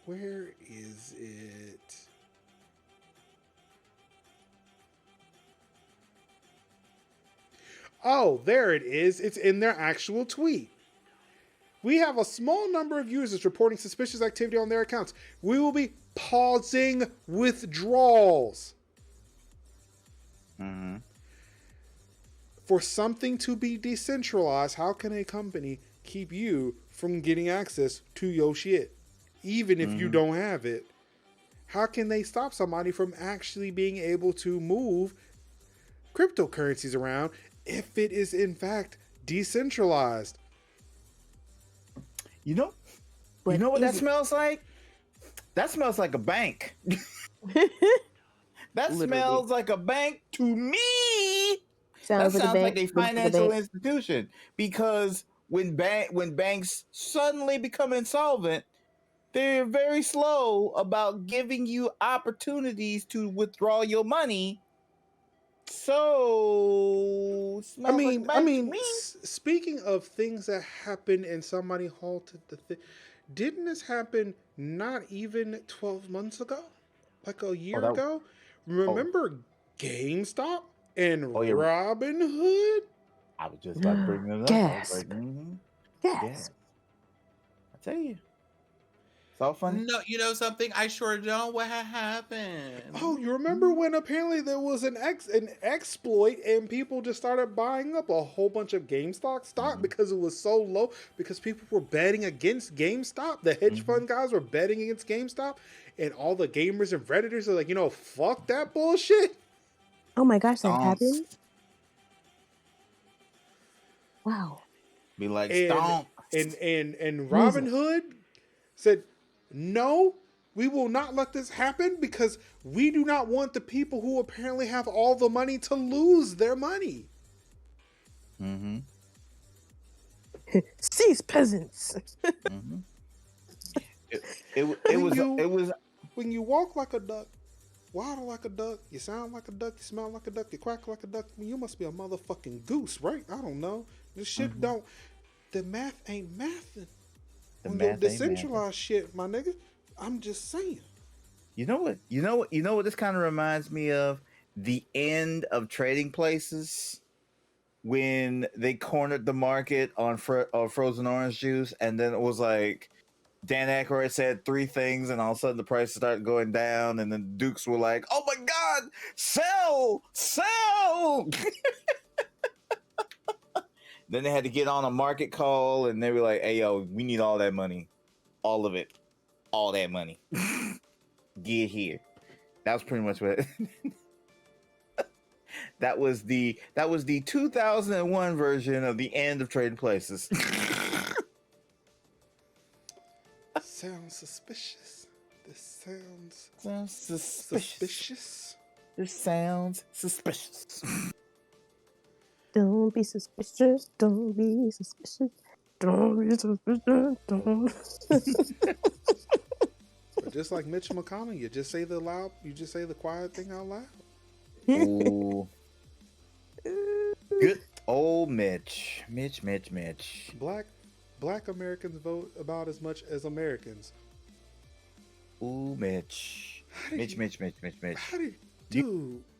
Mitch, you're going to be hearing that just as much as when you said she persisted. He's never going to live that down. Just mark that on. I guess just mark that on his tombstone and be like, but like I say, he was wrong, but he persisted. And speaking of persisting, we need to persist on with these ads. Well, that wasn't the only one. Oh no, that was all on fucking Twitter today. That was all on Twitter today. I woke up this morning, so I was like, oh, Mitch. No, baby, no, this is not what you do. No, let him do it. You're right. No, let him do it. Say it with your chest next time. Well, on that note, again, as I said, hey, I'm aware of ads now, so we're going to take a quick little ad break so it doesn't cut off in this juicy bit of news we've got coming up. So stay tuned. Of course, this is Tech Talk Thursdays. See you in 30.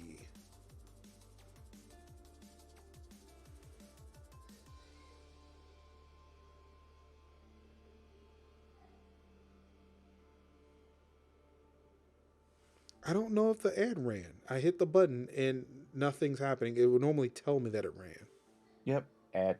Oh, it is running? So fucking my MacBook's just not doing anything. Okay. Oh shit, it ran and then he's like, all right, cool. We're back to the stream. Cool. So yes, we're back with some more Tech Talk Thursdays. The worst part about this is that right-wing news outlets were kind of roasting him about it as well. Yeah. Not looking good for him. Yeah, good. So, of course, the big news this week, Microsoft is reviewing its sexual harassment and gender discrimination policies. With all the news going out there with all these companies just doing the worst when it comes to sexual harassment, gender discrimination, Microsoft, you know what, hey, we were not out here to virtue shame any company. There's no need for us to do that. So instead of talking about anybody else, we're going to clean up our own stuff because we want to be better than them, right? That's what we want. Nothing at all triggered this at all. Have no clue what's happening. Do not pay attention to the man behind the curtain. Don't do it. Yeah. Just nothing there. Yeah. Nothing there at all. Nothing had to do with any company in Canada or none at all. or France, Nothing at all. West Coast, nothing. They would especially not the West Coast. Especially not the West Coast. Yeah, especially not the West Coast. Especially not They the West just had a Coast. meeting. Nothing really happens out in the West Coast. But Nothing happens over there at They all. came but, together and were like, "We need to improve, y'all." you We know, need- Phil Spencer's like, look, I had that bomb ass interview with New York Times. It's time to put words to action. We even coming after Bill Gates. I'm coming at Bill Gates. Nothing. Coming for you. Nothing. It was Bill Gates that triggered it. Nothing else. Nothing else. Nothing else nothing at triggered all. that at all. At No. all. Nothing. Except Bill- maybe this. Microsoft agreed to buy Bill Gates, Activision maybe Blizzard Steve, King. I don't know. Microsoft bought ABK this week. Or is buying ABK this week. Yeah, Or for as long as it takes for a company Mm-hmm. to buy a company. Yeah, they're dotting some I's, they're crossing some T's. You know what? I think ZeniMax was pretty quick. I mean, but ZeniMax was not problematic or as big. No, but it was just like, it was quicker than I thought it would be. Like, I'm always thinking like, year, stock option, year and a half.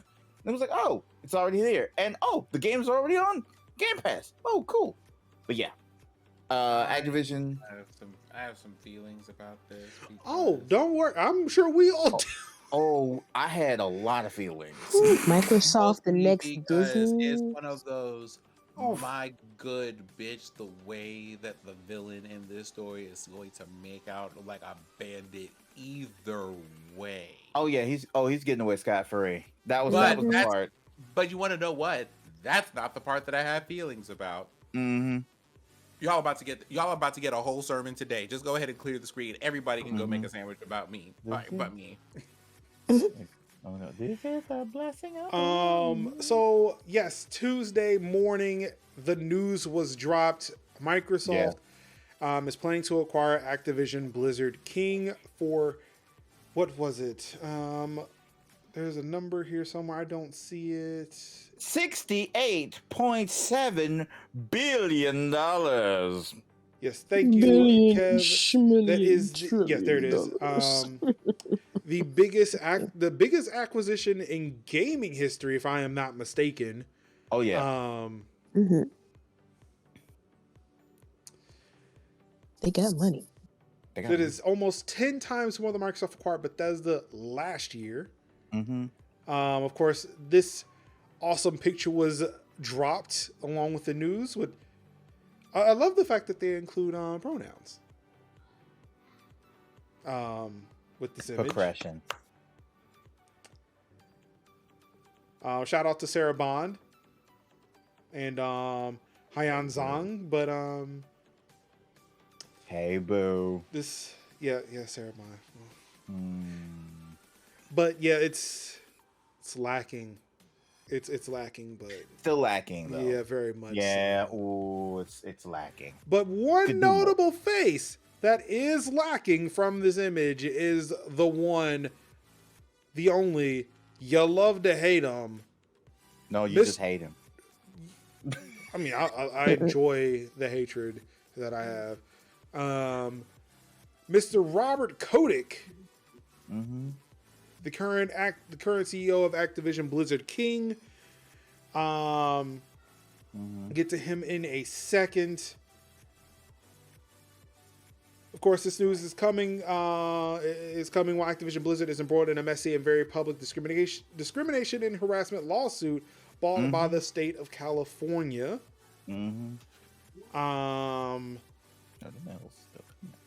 It is confirmed that Bobby Kotick will serve as the CEO of Activision Blizzard for now. He and his team will maintain their focus on driving efforts to further strengthen the company's culture and accelerate business growth.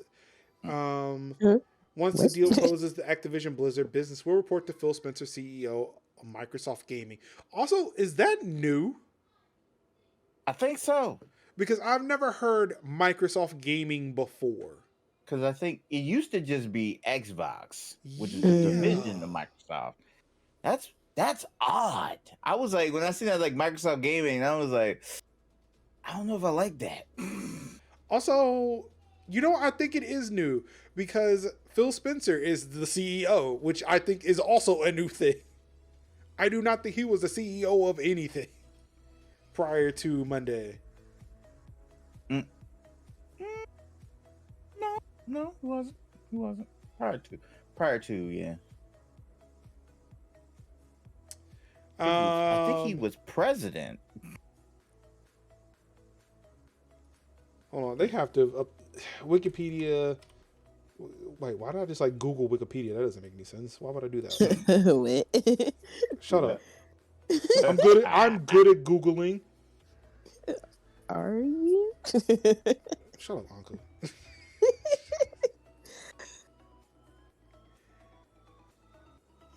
Let's see here. Young Wait, says he I know was we're head not of about- Xbox. Yep, there we go. All right. In January 2022, along with Microsoft's acquisition of Activision Blizzard, Spencer was promoted to the role of CEO of Microsoft Gaming. Because he was like, quote, yeah, Young said he was head of Xbox, so I'm thinking he was just probably like Yeah, so president? in September 2017, Spencer was promoted to the senior leadership team, gaining the title of Executive Vice President of Gaming. So yeah, like that, head of Xbox. Yeah, but then he was like, yo, I'm the face of Xbox. So And now he's just the face of Microsoft Gaming at this point. I'd be like, who gonna check me? Nobody. Let's go. You want Don back? This is how you get Don back. No, we want No. Don. We want you. Yeah. Okay. I thought so. Tycho mentioned this. I think we were discussing this on Discord, but he got a $400 million golden parachute, which he will then use to either invest in other companies, likely within the gaming industry and PR firms, to watch his public image once enough time has passed. $400 million plus CEO pay of Activision from 1991 to the end of the merger in 2022, which includes the beginning and peak of Call of Duty and MLG Mania. Yeah, honestly, but it's going to be between that or he is going to end up on some Republican president's team. Yeah. Because they were Activision was pulling people from Republican campaigns, and yeah, I imagine that's going to go the other way too. If my man has a brain in his head, the best thing that I could tell him to do is to stay low and just be a rich white man. Just stay low, build a rocket. Yeah, just basically So, like, just it's the same invest, thing that Kevin says diversify your every portfolio, other and month leave it around out. here. Yeah. It's the same thing Kevin says every other month. Y'all just be rich and Just be quiet rich. in a corner. Thank you. That's all we ask. Just be rich. And quiet in the corner. Don't have Yeah. money. Like, have money and leave us alone. Don't worry about your image. Be rich. Oh, go to your island. Y'all don't have to be seen. Y'all don't have to be heard. You're getting No. paid either way. Cause nobody wants to see you. Nobody wants to hear from you. Nobody wants to have this conversation. If you Google Bobby Kotick, most of the pictures have devil horns on them. You can't, bro, just be rich and leave people alone. Invest. Diversify your portfolio, but stay out of people's face. And off social media. That part. Just don't just delete accounts and just be rich. Watch Disney Plus. Watch Peacock. Relax. And more of this news, keeping it moving. It's not Microsoft. No, there's more. It's more ABK. It's more ABK. Okay, I was about to say, hold on, we coming. I'm gonna. Once I get through the ABK, we're gonna sit here. We can unpack it, but I'm trying to make sure I get all of the ABK in. Right.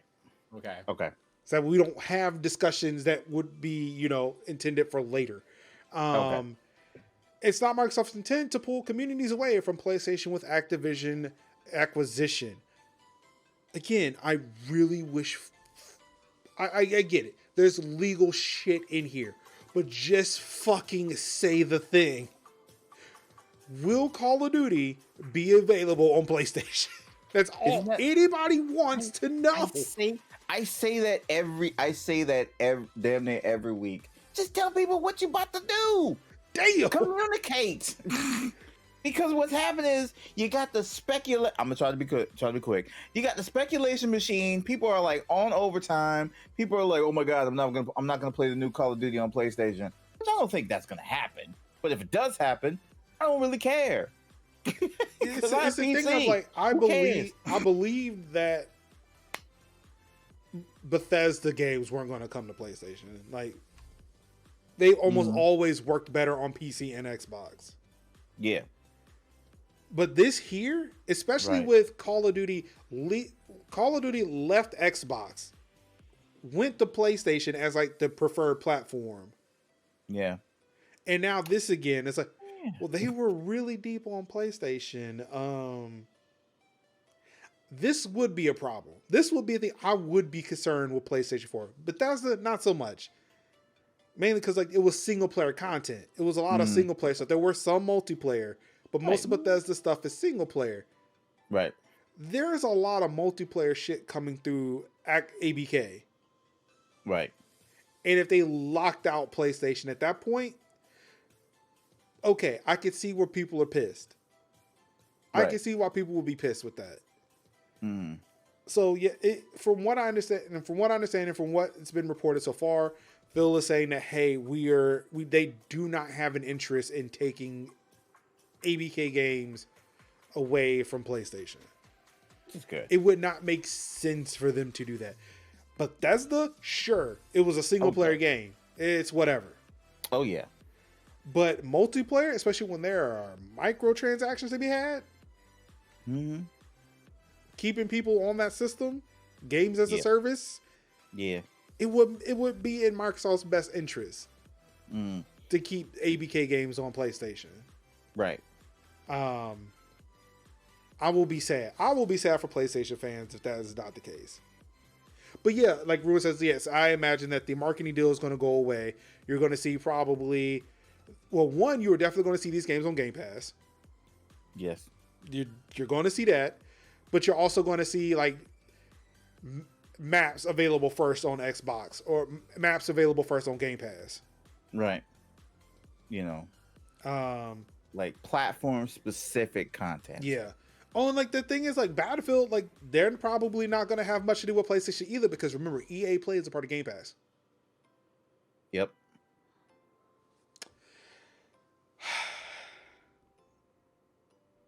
Yep. So there you go. Ruin finally got there. The only way Sony's going to get a shooter at this point is if they make their fucking own now. Killzone. Pull that. Guerrilla's not going to do it. Guerrilla's not going to do it.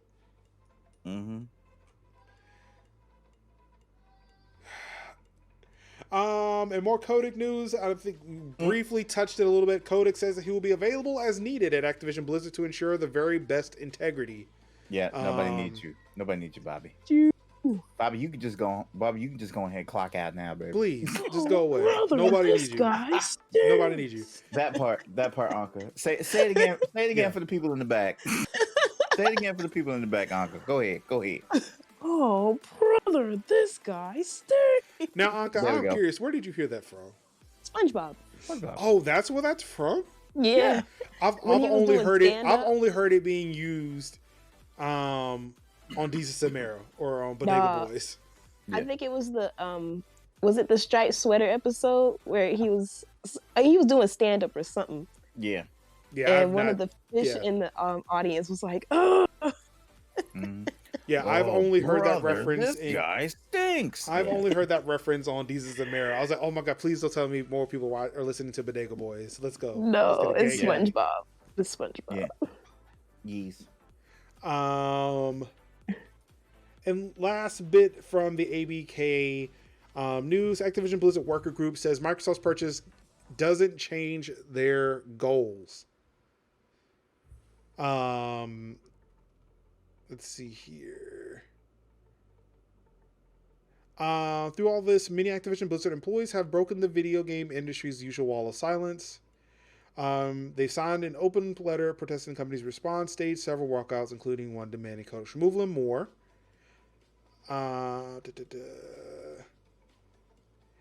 There we go. In a statement posted across a Twitter thread last, I guess the night before this article was posted, they said the acquisition is, quote, surprising, but does not change the goals of the ABK Workers Alliance, end quote.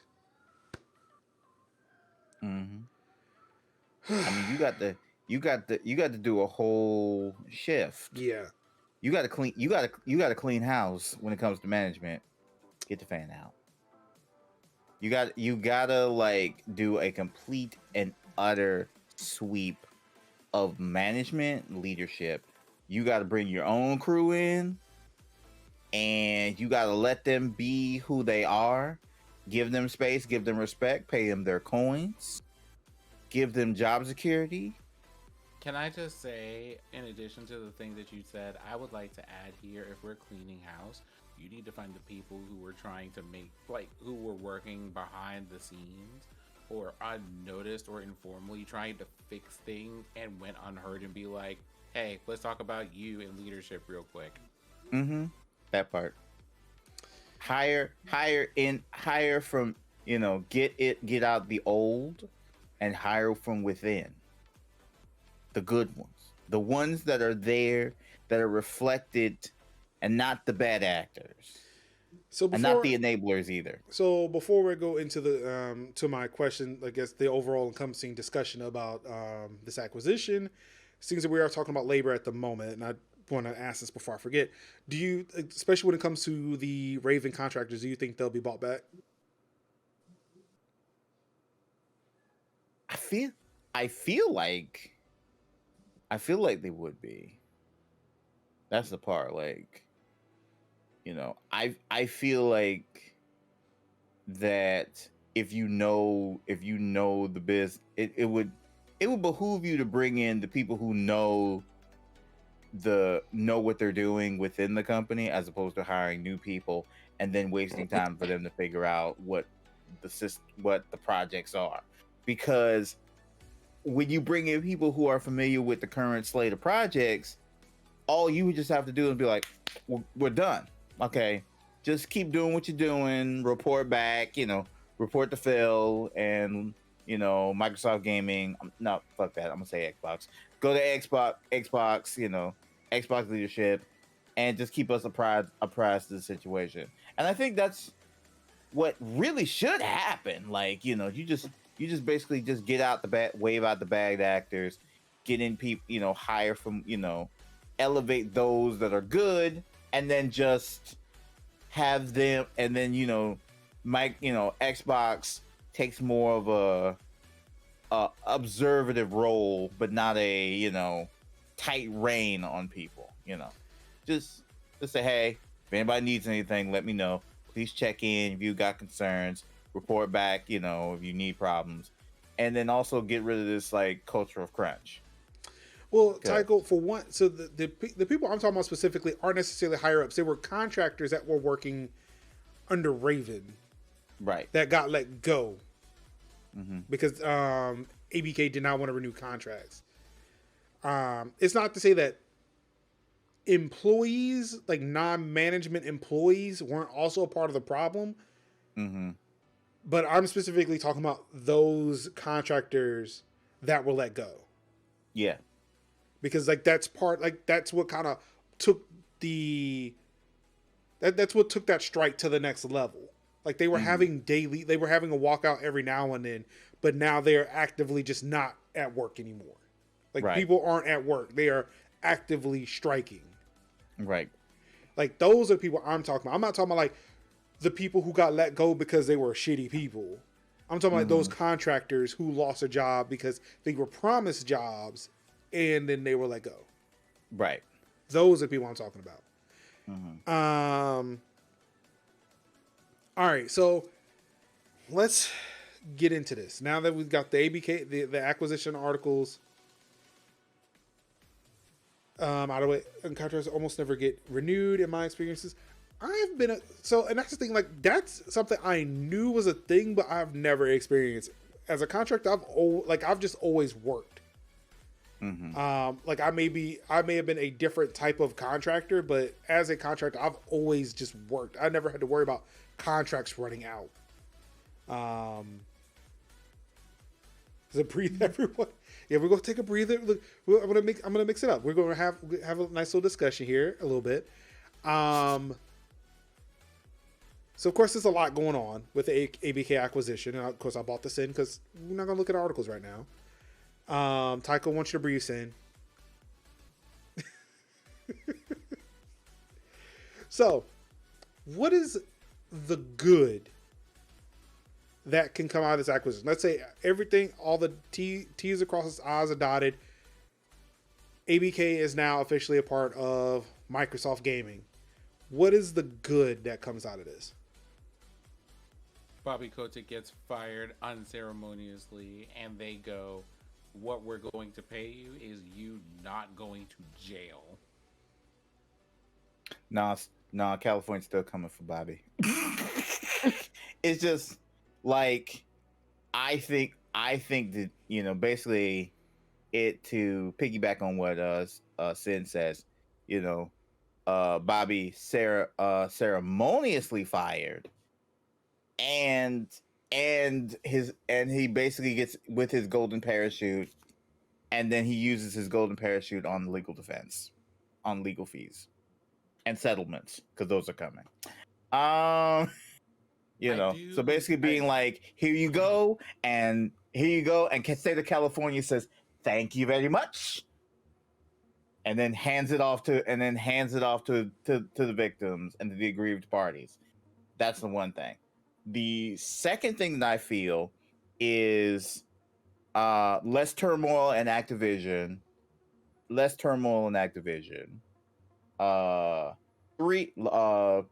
Three, the period of crunch is over, as far as like crunching for games.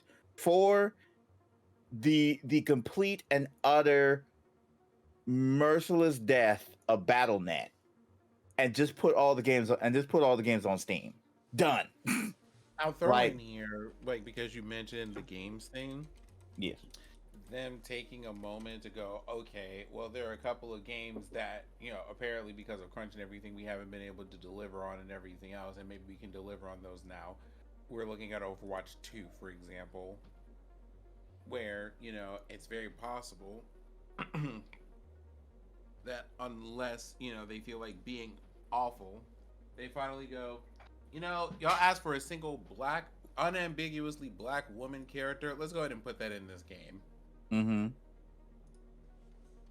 Yes. Anga. Yeah. Yeah. Any good you see that's coming out of this acquisition?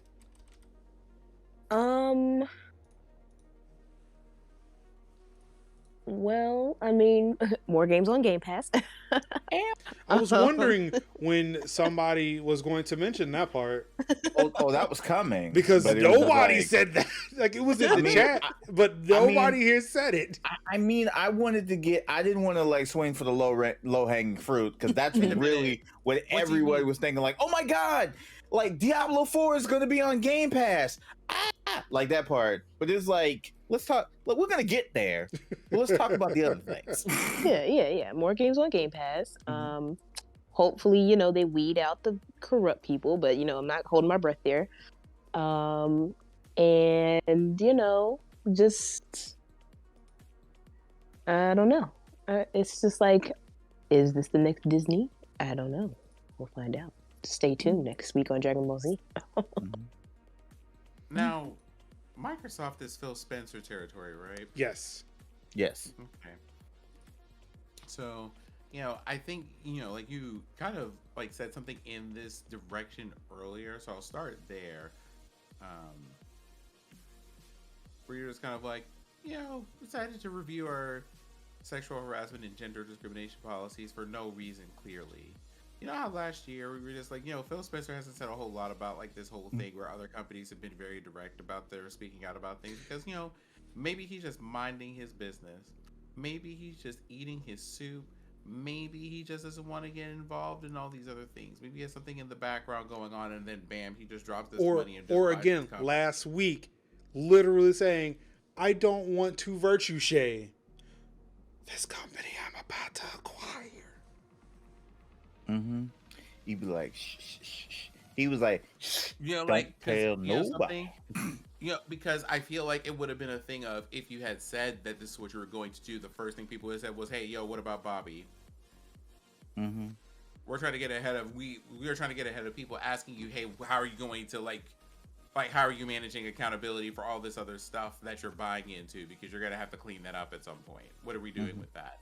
Yep. And this is one of those moments where last year we talked a lot about companies when like we talked about, hey, this thing is happening with Riot, and we had to remind everybody that this thing was happening, yes, with Riot, like with the lawsuits and everything, because of like harassment and abuse and all these other things that were rampant. And we had to have like a really long talk about, hey, that's not a Riot thing. That is an almost every gaming company at this point thing. Y'all, like, that's still an Ubisoft thing. That was a Riot thing. That is an Activision Blizzard. That is an Activision Blizzard thing. That is like all over the place, right? And it's one of those, when this came up, it was looking at this and thinking, wow, this company just bought this other really big company and all this other stuff, and being like, between the time that we told everybody, I know that y'all saw like on the headline that someone bought Bethesda and didn't realize that they bought 13 other studios at the same time, but that's what happened. And then having things like this where you're just like, hey, just so I'm just gonna say, there's I'm just gonna say, at that point, I thought ZeniMax was Bethesda. Mhm. So when they said Bethesda, I understood it to be all of those studios, not realizing that Bethesda was a studio within ZeniMax and not the other way around. Yeah. It's just, it's the way that that we are so like quick to forget how pervasive an issue across the board and across gaming, like things like this are. And then going, well, if this company acquires Activision Blizzard, well, I mean, that's not going to fix anything if they don't like implement policies and stuff and stick to them and actually meet consequences where they need to be for like things to like correct these problems, because otherwise we're going to be here sometime in the dead middle of summer and being like, so not even 6 months after Microsoft has acquired this company has this stuff happened, and we're just going to be like, so it's another episode of Tech Talk Thursdays where we have to tell y'all that yet another gaming company, yet another one, is out here being awful. Yet another one. And I truly hope better for them. I want better for them. Yeah. More so for the. Oh, sorry. Oh no, that's fine. You were gonna say we're on that one. Yeah, I'm just saying more. Like, I want better for the people, the contractors that are working under Activision Blizzard, and I want the bad actors to go, and I want them to have better treatment, more autonomy, and the ability to do their own thing without like the threat of crunch, that part. And that was pretty much it. And then the only other thing I want to add here is that this is once again an unfortunate lesson in when you have companies of any size and they are apparently really careful about skirting being very direct on where they stand about issues that should honestly be an open and shut issue in terms of things that you make statements about, eyebrows should go up. There should obviously be side eyes and sideways glances, because then you get, well, we can't just virtue shame only for you to then spend like how many billions of dollars on acquiring the company that you're not virtue shaming. Well, again, to keep that in mind, these plans had to have been in motion prior to that interview. And if he were to say anything about it, like anything stronger than what he did say, it could have affected that acquisition, because there are SEC laws that are in place here. Like, as a company that was going public at one point and a company that was being sold at another point, like this same company, there were things that we just could not say as employees. So So it's like I mean- I get the fact that his hands were tied. Like I'm pretty sure if they were not buying ABK, Phil may have been a lot more strongly worded in the things he said. You know, Jim Ryan was a lot stronger in what he says, but Sony also was not in plans to buy ABK. I'm saying there, how do I say this? It's one of those, there's a difference between, hey, my hands are tied here, so I can't say anything, versus, we don't really do virtue shaming here. Bitch, what? Again, understand who Phil Spencer is, understand who you are, and how y'all are operating in two totally different environments. Again, not to defend Phil Spencer, but understand y'all move in two different circles, and there are things that he cannot say, again, as senior VP of Xbox, I mean, maybe, as the but now did he have to- CEO of Microsoft Gaming. But I mean, did he really have to say here, we don't virtue shame? Is that thing he had to say? He was asked the question. What would you have preferred him say? I mean, outside of no comment, which definitely, if he had said no comment, knowing that he was about to buy ABK, and we didn't know that, and we were talked about it on this show last week, how would you have felt then? It's like it was the most a CEO could do to say anything or to say something without really saying anything, because no comment is a comment. It ain't the comment you think it is. Okay, well, I guess what kind of comment is it? Since we're, since. But that's the thing. Like, again, I'm not a CEO. I do not have the media training for it. I can't sit there and say like, what's the right and the wrong way, because I feel like I would have said like, all right, if I became SVP of Microsoft of Xbox tomorrow, or if I was SVP at the time of that interview, having no media training, they just pulled me out of NC State, say, hey, you run Microsoft today. You were being interviewed by the New York Times. I don't know what the fuck you want me to say. I'd have said, you know what? If it was up to me, I wouldn't be selling ABK games on my platform. But Marcus, we're buying ABK. Oh shit, dog. Look, we just don't want to say one thing. See, I don't know, but saying like again, like Tech was saying nothing also says a lot, especially when asked about it. It's not like he was just talking and volunteered that information. They asked him. They asked him the question. He had to give an answer. And not saying no comment or I don't have an answer to that question would definitely say a lot to a lot of people not knowing what was about to happen the following week. And saying nothing, no, would have been more damaging. It would have been more damaging giving what we did not know. Sure, now, in retrospect, it wouldn't have mattered. We'd have understood. But they also did not announce that they were buying ABK last week.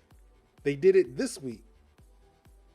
The news articles, the stories, it would have hurt Microsoft at the time when he made that announcement. The stock prices would have dropped during negotiations. That shit would have went south. And again, there are laws. There are laws against this.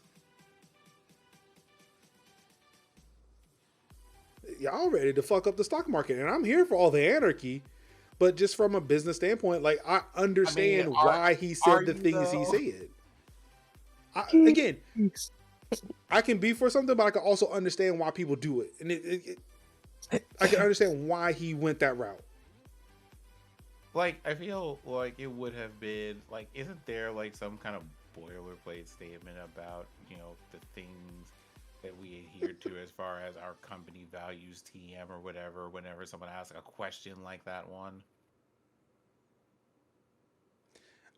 Again, there may have been, but keep in mind what he knew and what we didn't know at the time. It's a very, very sticky situation. I'm pretty sure what he said followed that guideline. Like, given what was about to happen, what he did followed that guideline. Well, you know something? What I'm going to say here about this is I hope that that statement doesn't appear again at an unfortunate time. I mean, it will. It probably will.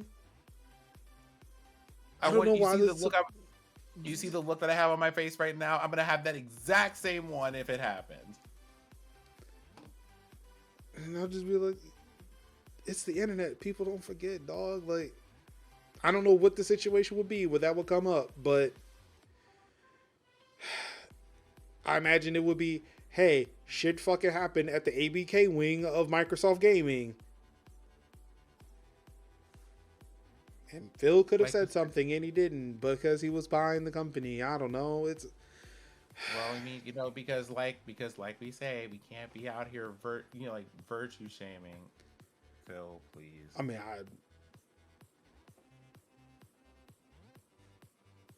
I don't know. I mean, you're kind of right. That's just like me sitting talking shit about Xbox when I'm about to buy an Xbox. I was like, to me, like, with the thing of Sony and the whole non-backwards compatibility, that was my hill too far. Like, that was my bridge too far. And then it's like, I looked at the whole, like, oh, Game Pass, obviously. But then I was also looking at the fact of backwards compatibility.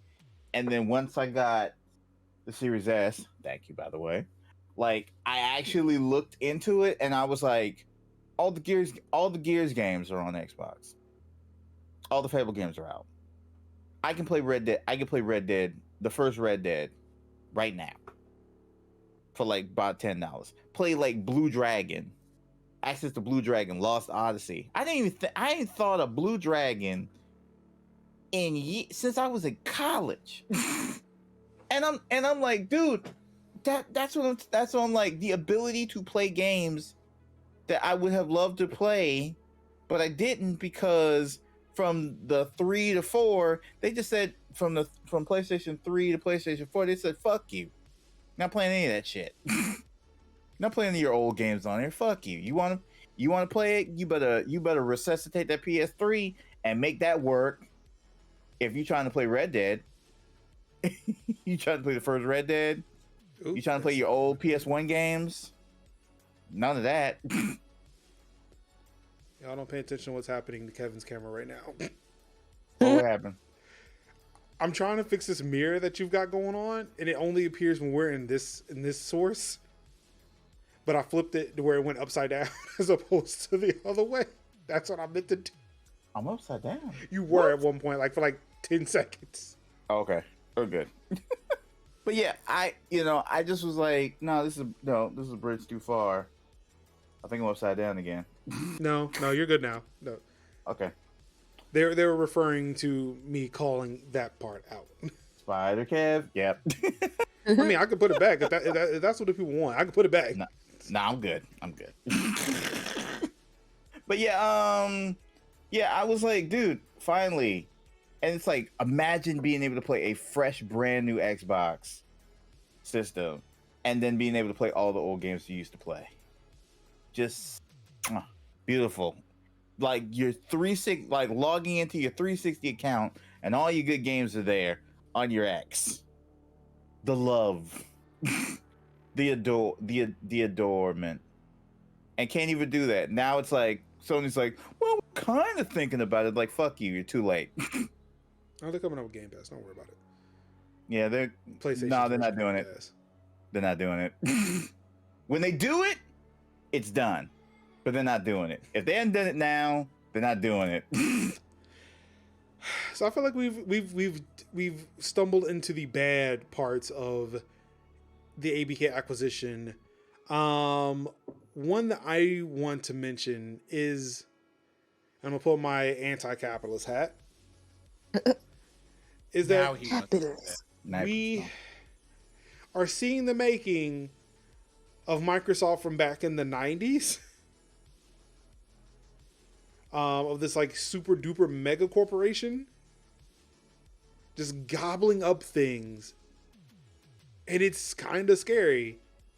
Like, while we could have all these games on Game Pass, it becomes a thing of, like, how many studios are actually fucking left? Where now, like, sure, like, and there was the thing, like, joked about Microsoft buying Sega, which was one studio, or, like, one company, not just this other whole-ass conglomerate of developers.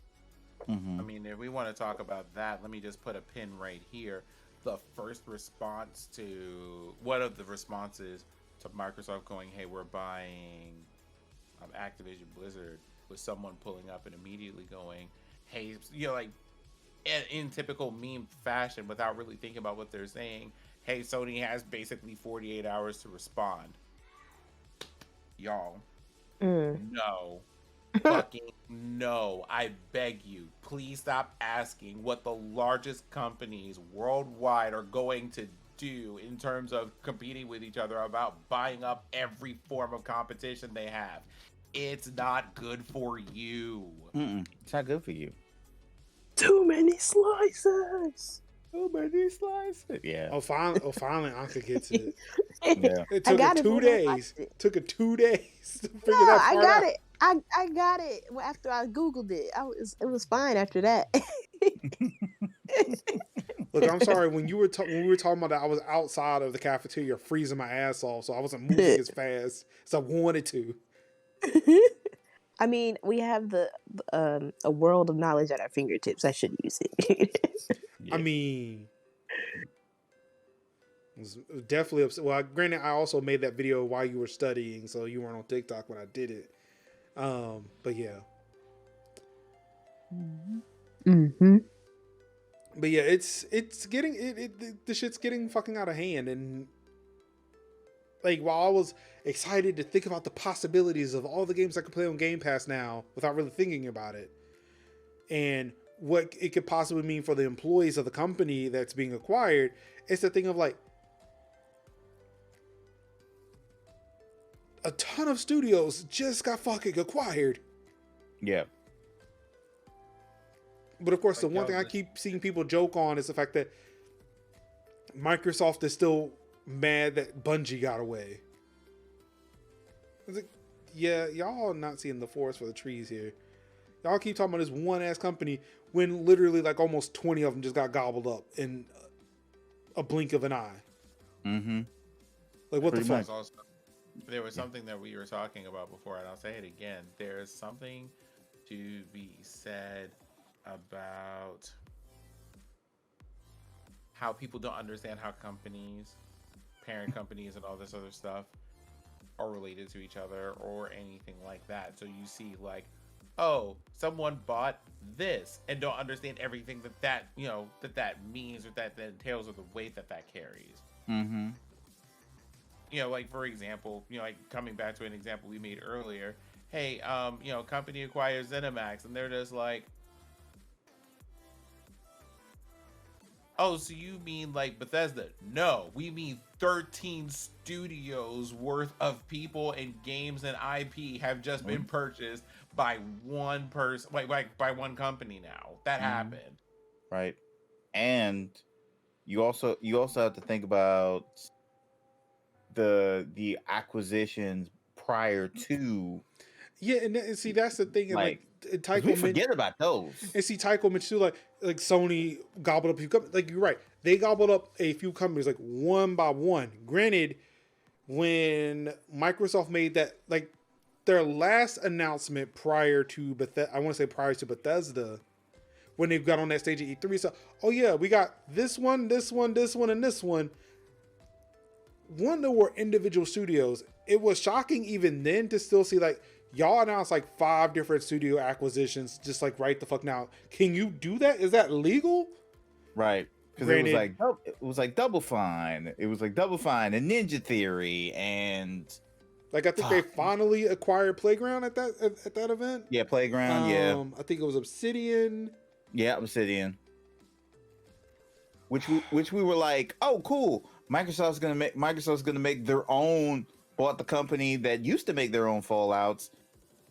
Fallout. Now they're going to be making they made a version of Fallout, like with the Now they're Outer, just with the Outer gonna, World. yeah, now they're just gonna make Fallout. Now they're just going to make Fallout. It's like, I was like, that's not how it works, but okay.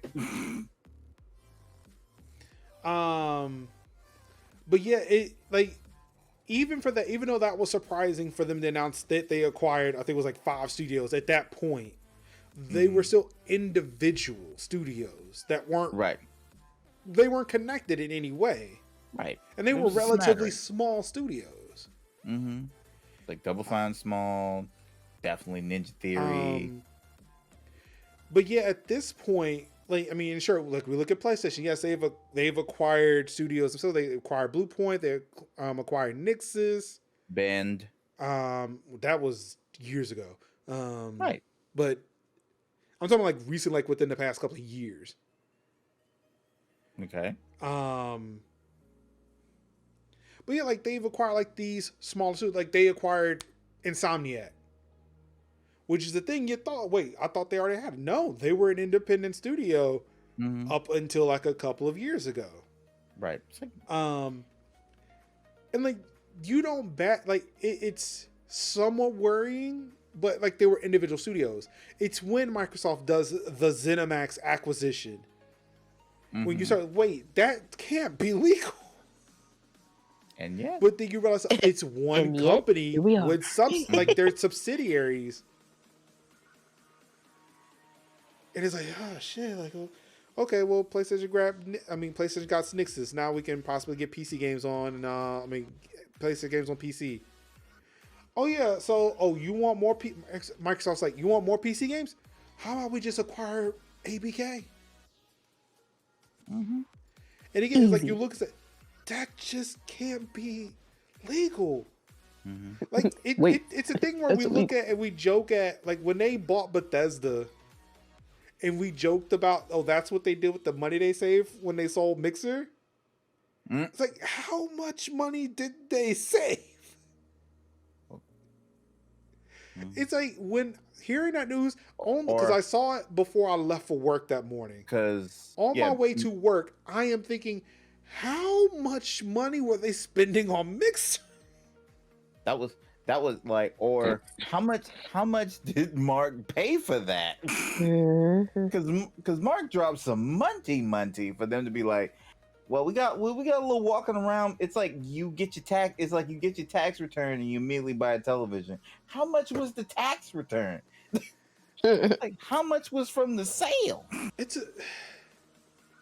But see, what gets me is like, not so much how much. I want to reframe that question. Not so much how much did they make from the sale of Mixer, because I don't feel like they sold it as much as they just sold it down and just gave away the assets, and whoever wanted to stick around to Facebook. I am wondering if they have this money now, if they kept Mixer going, what would Mixer look like? If they did not buy Bethesda and they put that money in Mixer. If not their own studios that they already had. If they didn't get rid of Mixer and if they kept Mixer and didn't try to acquire ABK, what does Mixer look like? Because they have money. Microsoft had the fucking money. Sometimes it's like, and keep in mind, it's not like they are the richest company. There are companies that are bigger than them. I think at one point they did get higher than Apple, but Apple is still now the top. But still, you have to also think of what do you want to like continue something, or do you just want to run and cut bait? And I think what happened, it was like, I think we just want to run and cut bait. And so they just said, you know what?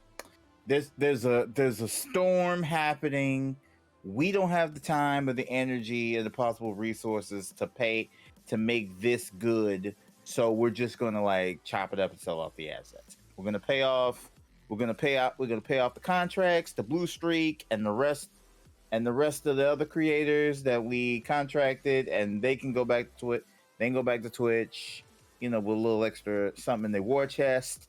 But real deal Holyfield, I think they just was like, we ain't got time for this. we ain't got time for this, and we finna just let it go. Ruin says something. Microsoft said we ain't have time to build and cultivate studios internally. It made me seeing that, it made me think too. Do you think that Microsoft panicked when seeing Sony put out these dope ass single player games? And they fucking overcorrected. Ooh, that's a take. Mm-hmm. I want to say Sony was putting out a whole bunch of dope ass. Now, granted, I'm not going to play them, but I cannot lie and say that Sony does not put out banger single player titles. When you look at Uncharted, when you look at Last of Us, when you look at Ghost of Tsushima, Spider-Man, Horizon. Mm-hmm. Sony was about that single player life for a long time. Or that's when they found that niche and they were good at it. Mm-hmm. Yes. Because this wasn't happening during the 360 days. Sony came out with PS4. So look, we can make some dope ass, or in the tail end of PS3 into the PS4. So we can make dope ass titles and we can make them look fucking good as shit. You would think you're watching a movie. Yeah, three. You want to play a PlayStation game within a PS4 game? Nigga, we got you, dog. Mm-hmm. Like, real talk. It's not even a loading screen. Yeah, it's actually real in talk, the game. real talk. Uncharted 4 is like my favorite Uncharted because of how good it looked and how good it played and how absolutely vibrant the character models were. That was dope. And Spider-Man too. I mean, Spider-Man as well. That was good. Horizon was good. Like, there was just good, solid games on the platform. I mean, and depending on who you ask, that like, Days Gone. Granted, everybody will always compare that to Last of Us, but Days Gone was. I mean, it looked great. I mean, people came to it kind of late, but it was still a thing. Like I said, Horizon. Mm-hmm. Ghost of Tsushima. Yeah, Tsushima was good.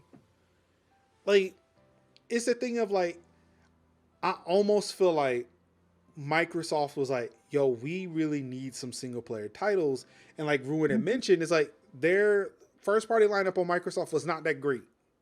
Mm-hmm. It wasn't. Right.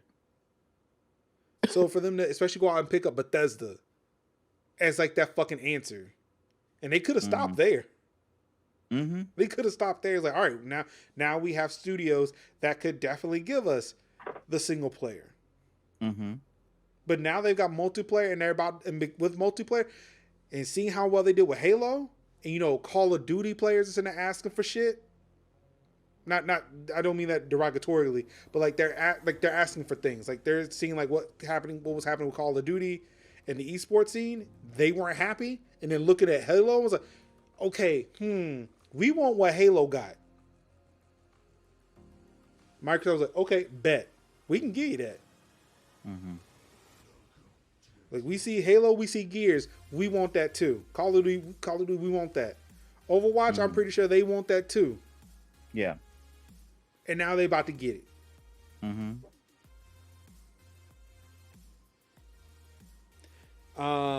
So there's these single player experiences for a long, especially like Infamous. Infamous is up on that list too. Infamous, Ratchet and Clank. Oh shit! Yep. Damn, Ratchet and Clank up in this mug. Mm-hmm. Ratchet and Clank for the longest time.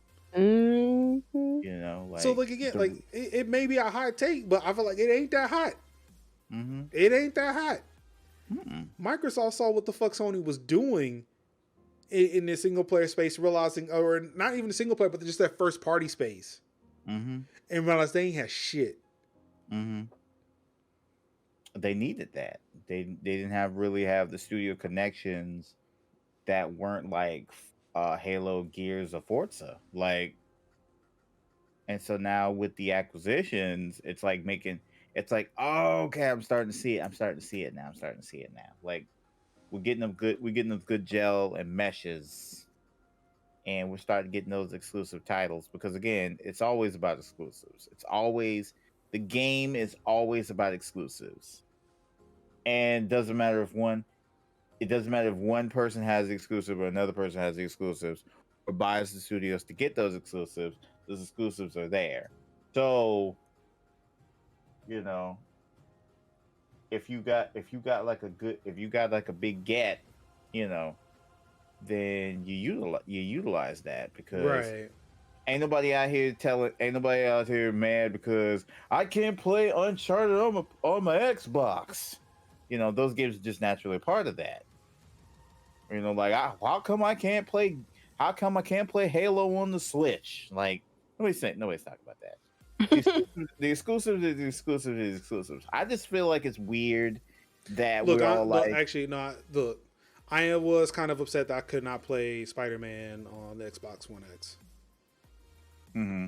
On a previous podcast, I had made that statement and then got yelled at.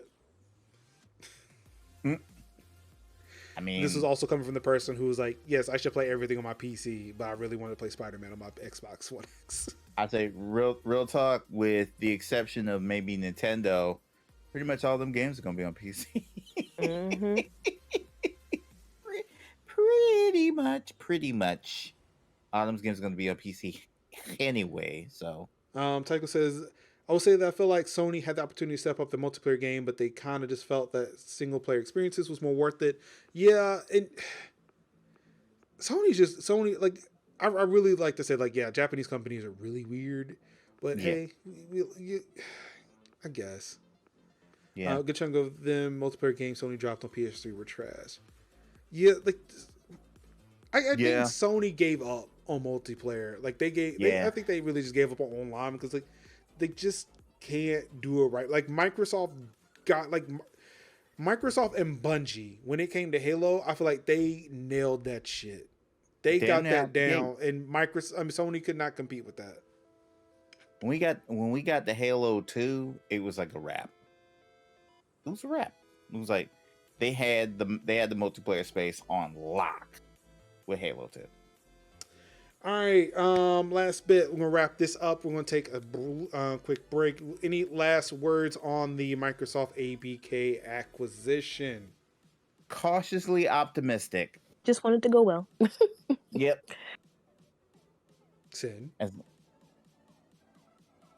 know something? People want to hear from you, by the way. That's why I'm also asking. They want to make sure you're okay. All right, yeah. You know something, chat? Are y'all concerned? I mean, when they pointed it out and then I looked, I became concerned too. No, I just had to remove my glasses for a little bit. But other than that, But Anka's eyes gonna start twitching. not that. I'm not even looking at the screen anymore. Anka's laying in bed, I'm in the dark. just brooding. Anka in the shadows. Hold Coming this fall on Fox. I feel like our grandmothers, like when they turn all the lights off to save the light bill Hold on, there we go. at night. There we go. Be like Julius. Man, unplug that clock. You can't tell time when you sleeping. This is live from Anka's room right now. Wait, I can't see it. You can't see what? Wait. Because oh God, wait. Oh God. Wait. I'm crying. What? I see it now. Yeah, because I turned off all my lights. I see it now. Literally live from my room. I had to, y'all. My eyes were hurting so bad. It's not bad. Ooh. Oh my goodness. But yeah, I'm like Kev said, like I'm cautiously optimistic about what's to come. Again, I hope that the employees definitely get what they need, what they deserve from this acquisition. But again, as the anti-capitalist, all I can think of is just like Militech and Arasaka just sitting there, like just the two big mega corporations that everybody works for. Or was it Verizon, Chipotle, and BP, or was it Exxon or some shit? Well in your time. Yeah. I say. Not y'all talking about metered fucking lighting now. Well in you tiny. But yeah, so that's it. Again, hope everything works out. We're going to take a quick little break to let this ad run through. And again, to make sure that you all do not miss any content, because I'm just really pissed about all this. We'll be back in about 30 seconds. Hopefully this will tell me now if the ad runs. I'm gonna refresh the page just so I make sure I'm not missing anything. But yeah, we'll see y'all in 30. Peace out.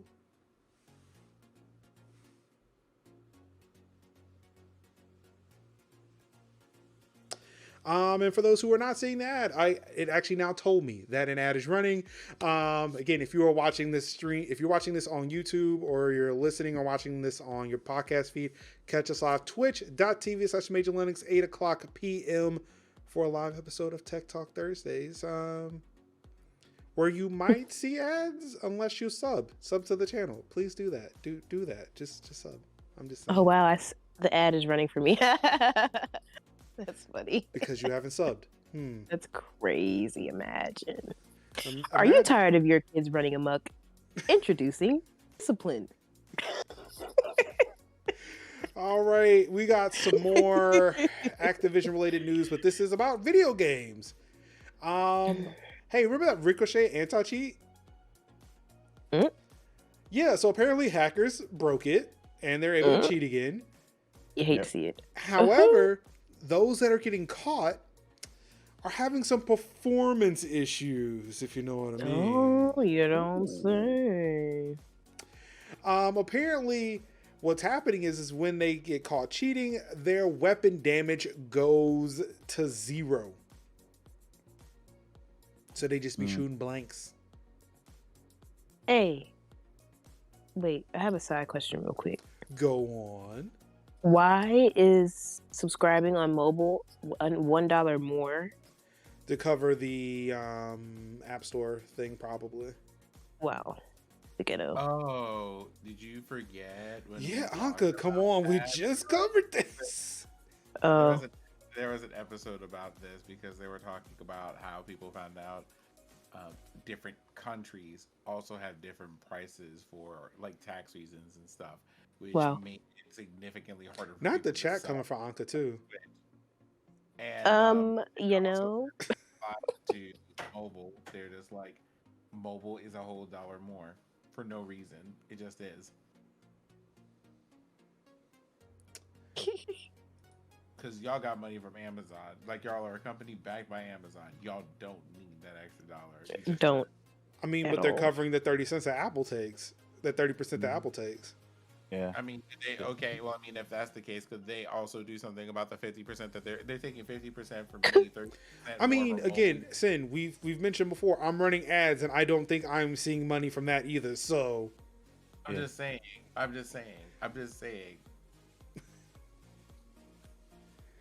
Look, we just be bad. We could be big bad at Twitch all day. Here we are. Listen, I'm not big upset with them. I'm like medium upset. No, I'm big upset. I didn't feel like upsizing. I have to take the time to do this shit now. I'm so fucking pissed. Oh boy, I forgot. Just that quick, I forgot. Video game voice actor Troy Baker is now promoting NFTs. Boo this man. In a slightly related note, so is Serena Williams, but that's not what this article is about. Mm-hmm.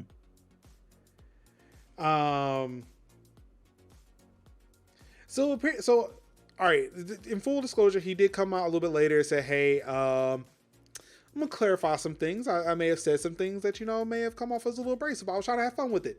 But this is what the fucking man said. I am partnering with VoiceVerse NFT to explore ways where together we might bring new tools to new creators to make new things and allow everyone a chance to own and invest in the IPs they create. We all have a story to tell. You can hate or you can create. What'll it be? Mm-hmm. The most antagonistic way to promote fucking NFTs. I choose hate. Exactly. I choose hate with every fiber of my being. Be like, I choose loathe entirely. Mm-hmm. Hate. Double hate. You do not have enough power because you do not have enough hate. Hate's good. Hate keeps a man alive. But it gets worse. Even though he apologized, hey, I said some things. It gets worse for the company, Voiceverse. Oh, yeah. Troy Baker backed NFT firm admits using voice lines taken from another service without permission. We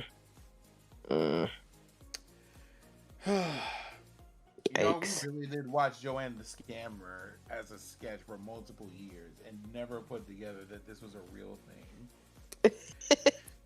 So in this article, however, in now deleted tweets, VoiceVerse was found to have boasted about using its tech for the voice of a cartoon character, which was in fact created using 15.ai, a popular non-commercial text-to-speech service.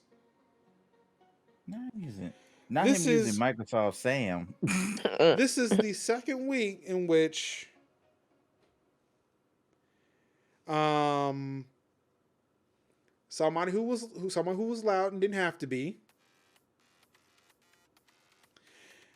somebody taking advantage of and just dunking all over an open source service. Mm-hmm. Open source bad. I'm sorry? Who opened those sources, though? That's the question. So 15.ai, wow, deep throat. That was definitely not the thing I was hoping to see right then. Nani? You know what, Major? Okay, that's it. We're done with this show today. Good night. Where did he go? Oh my god. Why? What was the reason? Natural, emotive, high-fidelity text-to-speech synthesis with minimal viable data. Apparently, the tweet that linked to does not exist. Pain. I have no idea why they call that deep throat, but they definitely did that. Yeah. Apparently that is the technology behind it, but I mean, there's that too, sure. I mean, like a voice synthesis is probably what the guy used with Watergate, but so this 15.ai essentially it takes like a minimal amount of voice data from they've used like cartoon characters and created like you're able to like sort of synthesize speech based off of just like the little snippets of data. Yes, I know what Watergate is, Tycho.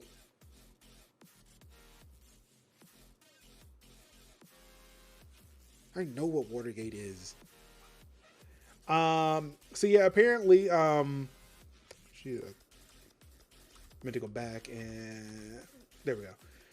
So yeah, apparently this Voiceverse company decided they wanted to lift voices from this open source project, claim it as their own.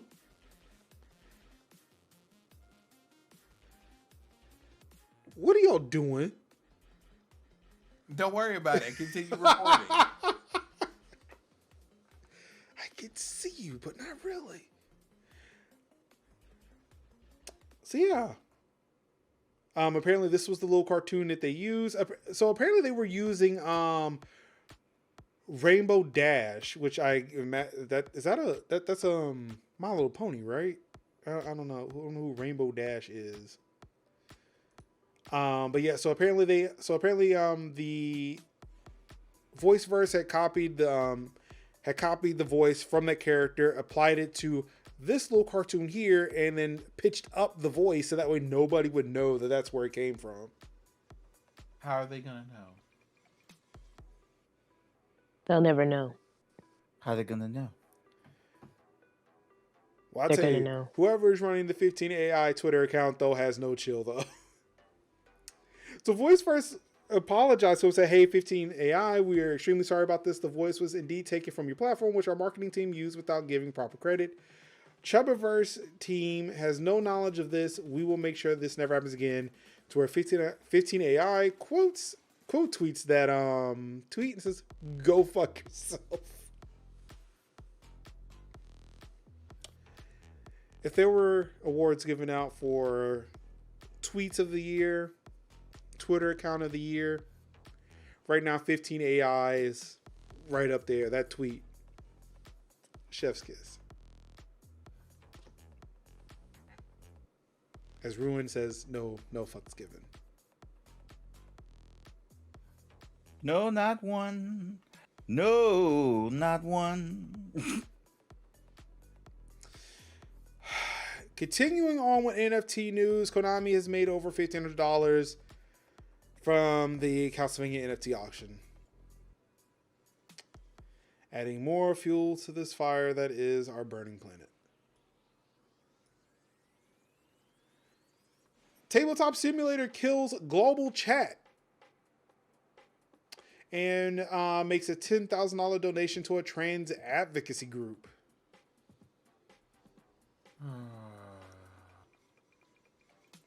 Following the controversy over transphobic chat moderation that led to competing review bomb campaigns on Steam, Tabletop Simulator developer Berserk Games has announced that it is closing the game's global chat channel for good. The studio has also donated $10,000 to the National Center for Transgender Equality, an advocacy group that works to increase understanding and acceptance of transgender people. The trouble began when a Tabletop Simulator user named Zoe, or I'm going to say that Zoe, I apologize if that is not correct, was repeatedly kicked from global chat and eventually temporarily banned for sharing the fact that she's gay. Similar proclamations of straight sexuality did not trigger kicks, and efforts to clarify the matter failed. When the situation became public knowledge, both negative and positive user reviews, many containing actual homophobic and transphobic sentiments, spiked on Steam. Berserk Games eventually disabled global chat while it worked to improve its moderation policies, but has now decided to eliminate it entirely.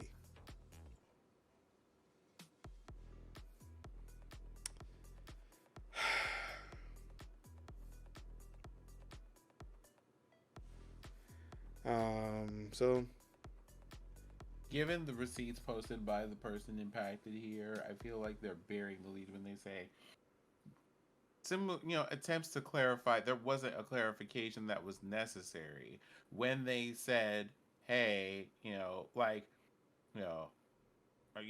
we're gay over here," right? They're just like, "We don't bring up this is against our rules about politics as a discussion point in this server." But a person's identity isn't politics.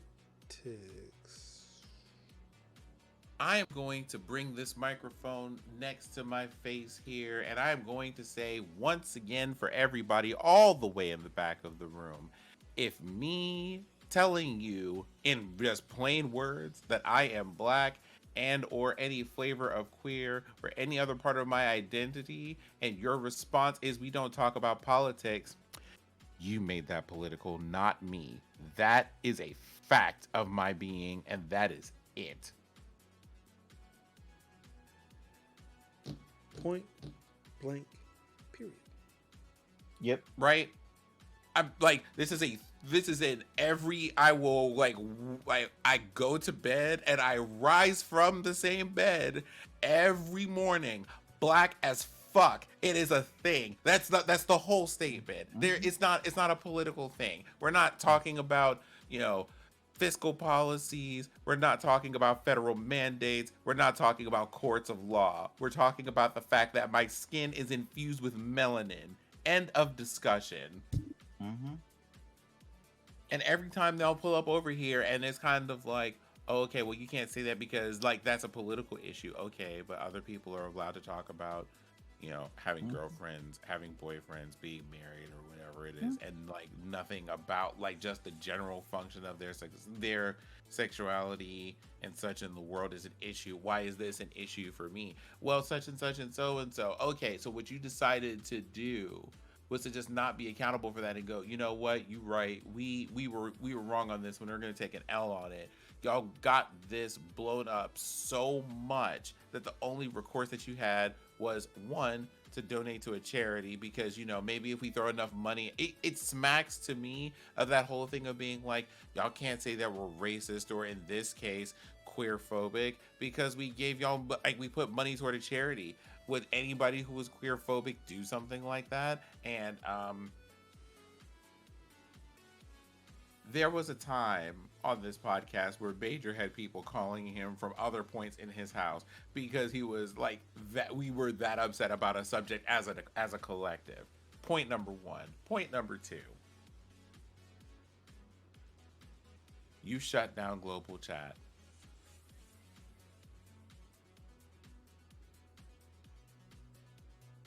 Why can't y'all moderate your shit? Y'all can just moderate the shit. Y'all can just go, the way that we handled this was inappropriate. We're going to leave this here as an example of what not to do. And this is how we are going to move forward. Instead, you just said, now no one is talking. I need y'all to get it the fuck together. Begging y'all. We're 20 days into 2022. I need y'all to fix this. I need y'all to fix this.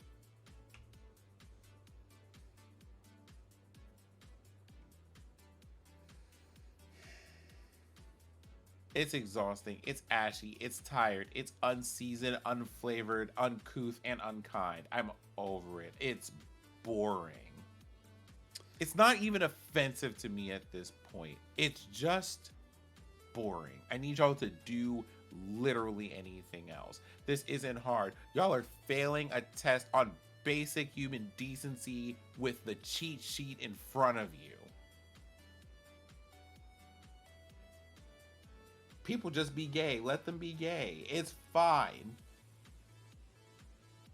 Or at least, if you're going to have rules about what not to do or what not to say or how not to behave in a community, just be even about the shit. Literally be even about it. Treat everyone the same or deal with this nonsense. Now y'all out here looking foolish and people can't talk to each other. This is ridiculous. Do not know how to pivot from that, but I am going to try. And a topic that probably only makes me upset at this point, because these are the platforms I choose to use sometimes. For example, speaking of things that we would like people to do evenly across the board and not be stingy about things when it comes to systems in this case. Boy, all right, there we go. Thank you. I was like, where is he going with this? Did I click it too soon? But no, he was right there. Thank you. Humble begins a shift away from Mac and Linux support. I got you covered. Appreciate it. Because I'm not happy about this at all. As a humble user of Windows, Mac, and Linux, the fact that I no longer have access to DRM-free gaming on Mac and Linux makes no fucking sense to me.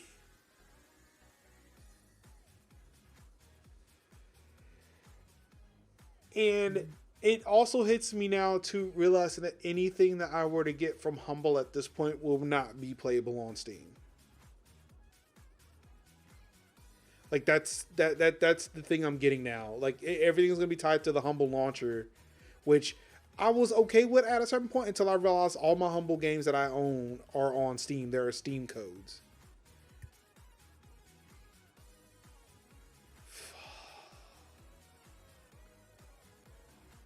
Which also means too that if I went back to the humble bundle thing, if I went to the humble choice thing again, I would not be able to get codes that I could give away to people.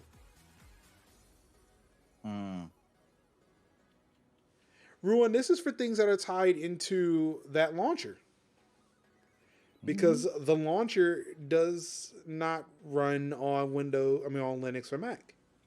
Mm-hmm. And I believe let's see here.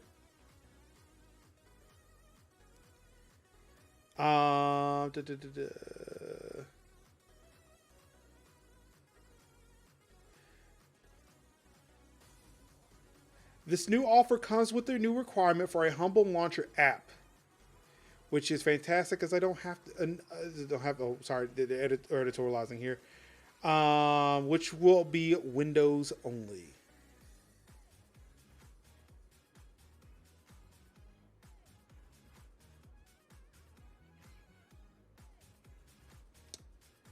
So, just when I thought I was in, just when I thought I was fucking in, to now realize the extent in which they are locking this shit down.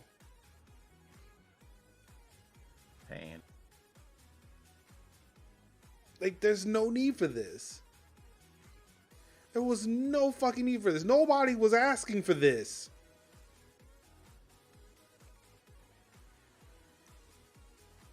The way I say that fucking charitable organizations are starting to look more and more like greedy ass corporations.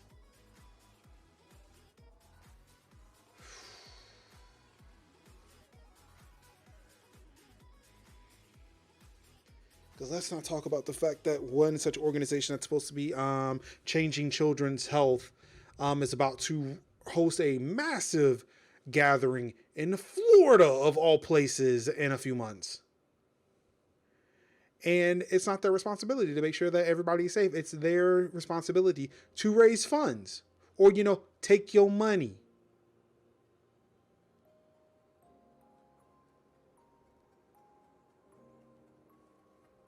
And the way these motherfuckers bury their heads in the fucking sand as all of this shit is happening. Okay. Now, Kev, I will throw this at you, but this isn't a Nintendo problem. This is actually a Square Enix problem. Square Enix sets $90 price for cloud-only Kingdom Hearts series on Nintendo Switch. Yeah, I couldn't answer that because I don't fuck with Kingdom Hearts either way, so. Child, it took y'all 13 years to make this game, to make the third part of this game, and you want to charge people $90 off the game. Let me tell you something. Oh no, this is for all the games. It's for all of them. One of the things that Nintendo is that, it's a discount of 20% versus what they were charging for some of the bundles that they had up there, because they had it's wild. Oh yes, it is temporarily $72. There's that, but then there was the set of games that they were bundled with it. They had you can buy them individually, but they were some ridiculous amount of money, but bundled all together. Yeah, Kingdom Hearts 1.5 and 2.5 Remix Cloud version is $40. Both Kingdom Hearts HD 2.8 Final Chapter Prologue Cloud version and Kingdom Hearts 3 plus Remon DLC Cloud version cost $50 each. What the fuck did I just read? Mm-hmm. Each. Oh no, the money is one thing. That's outrageous in its own right, but I'm talking about the titles of these fucking games. Yeah, there's a lot. There's my fault. This Nintendo said, what we're going to do is tell you that the only people who can play our games are the people who can afford them. Yeah. Wait, who said that? Get Nintendo. No. Square Enix said that. I could not put that on Nintendo's shoulders. I'm about to put it on Nintendo's shoulders only a little bit here. Not for this game, but when was the last time Nintendo actually had a sale on anything? I mean, sure. That's it. I get that. That's that. But this ain't it. This ain't it. But this Square Enix. No, ma'am. That's no. Remember, this is the same company that will sell you a Final Fantasy game on iPhone for $15. Mm-hmm. They are responsible for the most expensive games in the App Store. You get these same games for cheap on Steam. Mm-hmm. Pay $50 in the fucking App Store, man. What the fuck, bro? Mm-hmm. Kingdom Hearts 0.2 Birth by Sleep, a fragmentary passage. You know what's weird? I find it really weird and a bit insulting that now I can understand like Kingdom Hearts 3 being cloud version, but a lot of these were on the 3 and 4, like a lot of these were on the PS3 and PS4, and I don't think that wouldn't run well on a Switch if it's optimized for the Switch. Yeah, see, I would like to know what their really justification is for it, unless it's the size of the game. Well, then just make it digital. Then make it a digital only release. Again, the size of the game. Digital only. They don't want. Like, have you? I take it you have not downloaded NBA 2K on a Switch. Well, why? Well, like I say, because I have. I mean, yeah, but still. I bought NBA 2K20. I think it was 2K20, or I forget what year it was.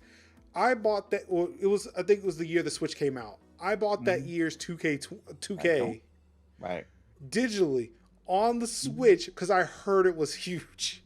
For no other reason but to just buy a basketball game for the Switch just because it was huge. Mm-hmm. It took me over 24 hours to download that game. And this was before, but this was also before I had gigabit. Also, I didn't have a hardwired connection to my Switch, so it was all over wireless. Mm-hmm. Understandable. I could see why they would make that cloud, because it's like, who is going to wait that long to download any of that? And yet, okay, here we go. The irrational Nintendo fan.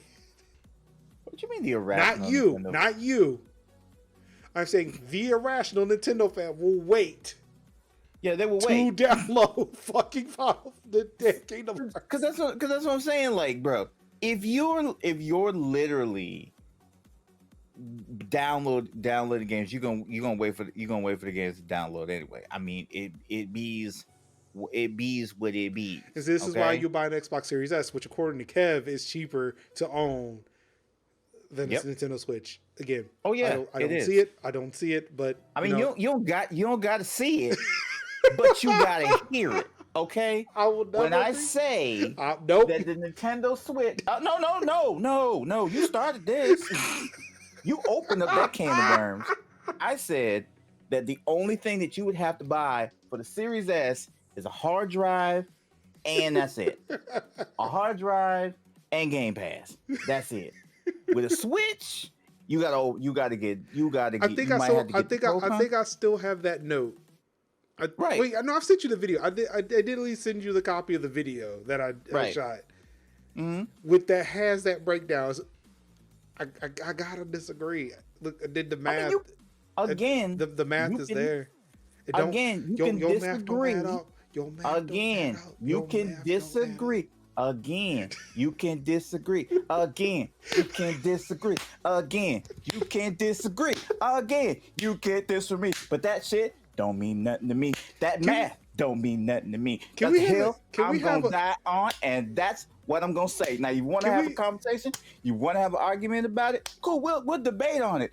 Still doesn't matter because you can't change my mind. Because guess what? Can we have a Vanta Realm versus Rogues type battle on TikTok just about this? I mean, we can have it, but it ain't gonna matter because I still don't think that. Look, all right, Sam, we're gonna have to sit down one day and get that to work. I don't think that command works. Major, that's my when I made my video about gaming hills to die on. Kevin is determined I stand by that. Yes, he is. I am literally saying what I said, and you can't change my mind. Now you can hit me with charts and graphs, and I hit you with charts and graphs. Look, I hit dip with charts and graphs. you let this and motherfucker. I made my point. You let this You don't agree motherfucker with have it? PC But that's Game okay. Pass. You let this motherfucker have PC Game Pass. Because I was right about PC Game Pass. That's what I was right about. The only It was what? The too only much of thing. it was too much of a mouthful when you only said thing. it, Major. The only And when thing. I said PC Game Pass, what did I say about PC Game Pass? I said it's easier to understand. People know exactly what it is when you mention it, and it's already a separate service. It's a separate service outside of Xbox. Xbox Game Pass. I said console Game Pass, PC Game Pass. Nobody had a question about it except you, Major. You had a question about it, and guess what? I was right. And I will forever be right about it. But I'm a bigger man, and I'm not gonna clown you that I was right every time we bring it up. But I want you to know that I was right about that because it was a mouthful. It was confusing, and people didn't realize that there were PC games on Game Pass. So yeah. You want to bring up Nintendo Switch is not an expensive console. We will have a big fire discussion about it, or you can just let me have it. Anka, are you okay? I think she stepped away for a second. I'm now looking at Discord, and I think she stepped away. My PC. I noticed she is. I'm with Sanders on this. My PC is not an Xbox. My Xbox is an Xbox. Yeah, Xbox should technically be a PC with a fucking file management system, but you know, pretty much. I've had conversations with people about that too. If I can plug a keyboard and mouse to my Xbox, I should be able to make that into a fucking PC. Microsoft, you know what to do. Excuse me. So there was one thing. I think there was one thing left that I wanted to talk about. But I feel like we did cover at the beginning. About the ad situation. Again, I do want to apologize, but yeah. Last week I was made aware by thanks to Sin and Kev that the stream was showing ads, and you know that I don't like that. Unfortunately, there's nothing I could do about it in regards to showing or not showing ads. However, I can take charge. I can take control of how the ads are getting shown. Right. So again, from here on out, I have to remember that this is a thing from here on out. That there will be ads being shown during the show. Obviously, that's a thing that people were already should have been already accustomed to, unless you sub to the channel. Which you know, hey, you can do that, and I do have ads disabled if you sub to the channel. But again, not everybody can do that. Totally fine, totally cool with that. But I'm trying to make sure that when the ads come through now, that they're happening in between news stories or whole segments. So please bear with me during this time when I'm trying to figure that part out, because this is the first I've used the ads manager, and it's still kind of intimidating to see numbers count down to things that I don't. Yeah, it's a big thanks, Twitch. Yeah, it's just weird. Yeah, I was about to pull the move of, you know what? I'm just going to start gifting subs so that way I don't have to worry about it. But then I realized that now I'm just giving money to Twitch, more money to Twitch, so that more people don't have to see ads. Which, again, not a bad thing, but realize that is not sustainable for me. It really is not. It really is truly not. That's why I'm like, looking at the numbers now, it seems okay, but hey. Again, if you share the show and allow the show and the stream to grow, that will be amazing, and I will greatly appreciate it, which then would make this very unsustainable. If, you know, y'all happen to share the show. But, I don't know, don't, and then I won't grow, and then I can sit there and spend this money. It's fine. But yeah, prove me wrong. Make me spend money I don't have by sharing the stream. Like, please do. Please, I would be like, please share. Yeah, Rennie Creoles, don't stop mid-roll ads. Jerry, what you said makes no sense to me. I have no clue. All I know is I have this timer, and it tells me when an ad is about to run, and then that's when I say, all right, we need to get to a stopping point to where I can run an ad, get it out of the way, and not have to worry about it. I have Yeah. no idea how this ad system works outside of just the buttons I can see right now. Yeah. It's a thing of, because of the fact that I have Twitch Turbo, I don't see ads. So I don't know what that looks like to anybody else, except for when I may, like if I reinstall the computer or I was in incognito mode and go to Twitch, that's when I see an ad on Twitch. Any other time I go to Twitch, I don't see anything. Which, when talking with Kevin Sin about it, it's a thing of like having those experiences that everybody else doesn't have and thinking everything's honky dory. Like, it's not.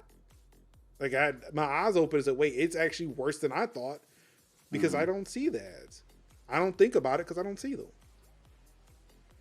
So I'm trying to make sure that this process is a little bit easier. I understand that there are a lot of other content creators on this platform that do it like this. But yeah, I apologize. Like, for me, I do apologize that it took me a while to even realize that. And that, you know, y'all had to suffer through ads that were probably even longer than 30 seconds. And then missing parts of the show. And that's one thing I don't want to happen, because, again, there's not a lot of us doing shows like this and giving valuable information to a part of the community that does not hear or talk about tech in any way. So, but they, like I say, this is really just the live. This is really just a live experience. Like, there is still the podcast. There is still the YouTube videos. So the data and the information is there. yeah. But it's just as far as the live portion, that is just like, it's a sad to say, but it's just the necessary evil of Twitch. Yeah. But there is other places for people to go if they want to, like, get in on that. Like, what did I miss? Or if they missed because this, it's like, it they doesn't can make go back sense and to watch have to the go VOD. back to watch a VOD just to get to that one part you missed. Right. It's always don't- my goal to make sure that all the content that I produce on this channel or any platform that I'm on is relatively ad free. Like, if there's any choice in the matter, there's not going to be ads. There may be a turn, like, I mean, there may be a point in time when, you know, again, share the show where we can grow, and then there might be an ad somewhere. But I also want to make sure, like, at least for those, you can still skip those two. Or at least we get to a point where using sites like Patreon, or even anything that I may roll out personally, being able to provide those ad-free shows and the ad-free content without having to force ads on people's throat, because I don't like being sold to, and I don't really like selling to other people too. But if I got to participate in capitalism, I guess I have to play by the rules, and them's the breaks, I guess. But again, there's always Patreon where you can sub, and, you know, we can move that route. But at the moment, we're not there yet. I'd appreciate you helping us getting to that point. That way, you know, we can cross that bridge and also have a reason to generate ad-free content outside of what may come through the pipeline through something else. Probably via Patreon. Yeah. But with all that being said, I think we're gonna bounce out. Okay, what you got going on this week? Probably playing a few lovely indies that I've been kind of had my eye on. I think one is like Paparazzi, which you run around. You're a anthropomorphic camera taking pictures of dogs doing cute dog stuff. So That just launched on Game Pass this week, did it? Yeah, it's on Game Pass. Yeah, and then Windjammers 2. Nephew Tito has been champing at the bit for that one. And what else? Maybe get back to the master list, because I've been doing the Series S thing, and it's been pretty sweet. Might actually get my hands on the Gunk, because I've been eyeballing that one. That is on Game Pass. Yeah, it's also on Game Pass. I got it downloaded. I think I got it downloaded on. No, I just have it downloaded on the Series S. And yeah. Did you know that there was a game a game suggestion button? Yes. I did not. I found that out, and I thought it was really cool. I haven't used it, but I thought it was really cool that they actually include that button on. I'm not sure if it's only the one as well, but I noticed it when I was poking around on the Series X this week. I thought that was pretty cool. I know on the PC Xbox app it has surprised me. Yeah, that's the name of the button. Yeah, up there. Like when I highlighted it, it said "surprise me." Yeah, so it's like, oh, if you just want to like play a game at random, you can do so. And yeah, I'm like, that's been pretty. That's been pretty cool. Like I found some... it reminds me of it doesn't remind. It's similar to the button I have. Like I'm sure I've mentioned this, like Groovy, where I've been kind of cataloging the games that I own across all platforms, and they have a button like that too, where it says "suggest a game for me." Right. So that, and I think I got, next week is the Streamiversary. So debating on if I want to do a subathon. Don't ask me how many years, because I can't remember. I think at least 6. I'm gonna say 6. Yes. 6. Yeah, 6 years on the 6 years on the platform. Maybe like 3 of them years actively streaming. So I'm looking forward to that. Definitely gonna be doing like the stream. Definitely gonna be doing like the streamathon thing. Not sure if it's gonna be on like Wednesday or Friday, but yeah, we're gonna start it. We're gonna start like 4 hours, and then about 3 or 4 hours. Start like 3 or 4 hours, and then we'll like every sub we'll like kick it up to 20 minutes. So play Fork Knife and DBD. Listen, ma'am. I will play what I wants to play. Maybe Fork, you might get Fork Knife, but I don't know about DVD. Listen, you might get Fork Knife. So I'm tired of y'all. Let me go ahead and quit this podcast right now because I'm tired of that. Just hit me up. I would like to play some games. Where something you say you want to play some games. I'm not playing Fortnite. Not with anybody. I almost have enough points. Yeah, no. I forgot to raise them points every time. They be like, "You gonna play Fork Knife?" All right, looks like. I'm not gonna be here next week. Apparently, I will miss y'all so much. I'm sorry. I'm checking email from work. Yep, meetings have been canceled. My one-on-one has been moved to Monday, and I might just take some leave and not work tomorrow. So good. It said if there are things I need to do remotely, I can do them. But I do have one computer I need to check on. Okay. I'm contemplating that. I'm contemplating what I want to do tomorrow. Because I don't want to say I want to take leave and just sneak the one computer, but I also don't want to say I want to work and do nothing. I'm gonna leave it up. It's gonna be a mystery what I do tomorrow. Were you finished, by the way? I'm sorry, I just started talking randomly. No, I was finished. Okay, I'm sorry.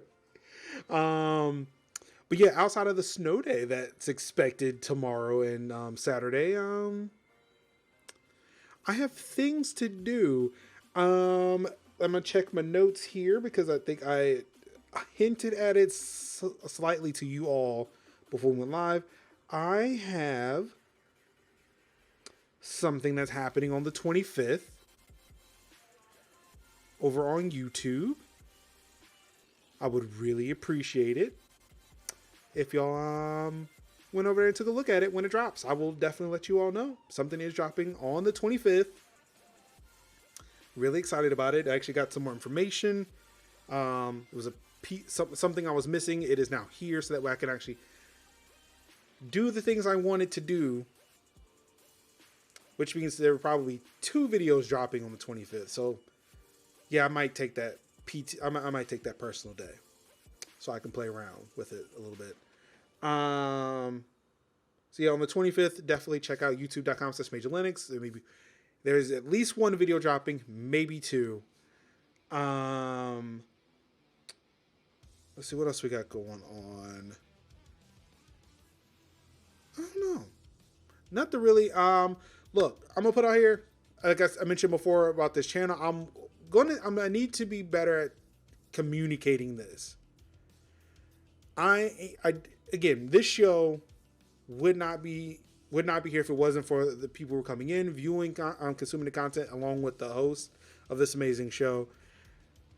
That being said, I really could use your support, whether it is sharing the show with everybody else. Again, I understand the likes are great and all, but if you could retweet, tell your friends that this show exists. Not only just the stream, but like the podcast, YouTube videos. Again, we are on Spotify. Again, if people want to watch the show on Spotify, on the Spotify podcast app, you can do that now. We have that capability. But we're available on all the podcast services that anybody can think of. There's an RSS feed. You can add it to ones that don't have us. Please subscribe to the channels, YouTube, Twitch, follow, wherever. Again, having that support means a lot. And especially like with some things that I really want to do, especially given what's happening in corporate America. I'm going to say it, I really do not want to sit there and be going inside of an office anymore. I don't. I would like to do stuff like this and actually have more ideas for what I want to do with this show and with many others.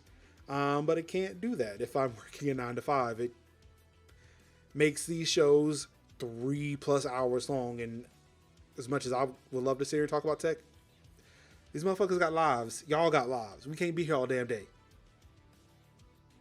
Someone in the chat in the background's like, speak for yourself. I can be here all day if I want to. I'm grown. I mean, I'm grown. I okay. don't even have to work tomorrow. Why are you over here trying to cut me short? I'm trying to get all the tea, okay? Like there is somebody out there. But think about it. If that was the case and we both didn't have to go to work tomorrow, we could do this during the day. It'll be great. It makes more sense that way. We'd be rested and ready to go. Imagine talking about the ABK acquisition the second it happened. Granted, been loud and wrong for a good chunk of it, but hey, it'd have been fun to speculate. But yeah, it definitely helps out if I can sit there and spread this out, create more content, actually have that quantity and quality, as opposed to having to try to do everything at once, have it being rushed, and it not being the best that it can be. So definitely, if you can help out, support, share the stream, share the channels. Ko-fi, whatever the hell the site's called. Patreon. Is it coffee? It is coffee, like the drink? Okay. Coffee, Patreon, Venmo, Cash App, PayPal. Look, hey, please help out wherever you can. I'd really appreciate it. Sid, what you got going on this week? This coming week, streams on Monday and Tuesday, back here on Thursday, and then doing some more planning, some writing. I might even send a whole invoice this week. I might actually remember to do that and be an unstoppable, powerful force. What? Also, we got job upgrades happening, so I got approved for like a merit increase in pay and things. And that tech shows up next week, so I am like, how exactly do I want to spoil myself when this happens? That's where I'm at right now. Treat yourself in 2022. Start early. Treat yourself. Speak it. Anka agrees. Don't go. I'm just pointing at her picture because she's just like, yeah. Like, I do not think Anka is at her computer at all.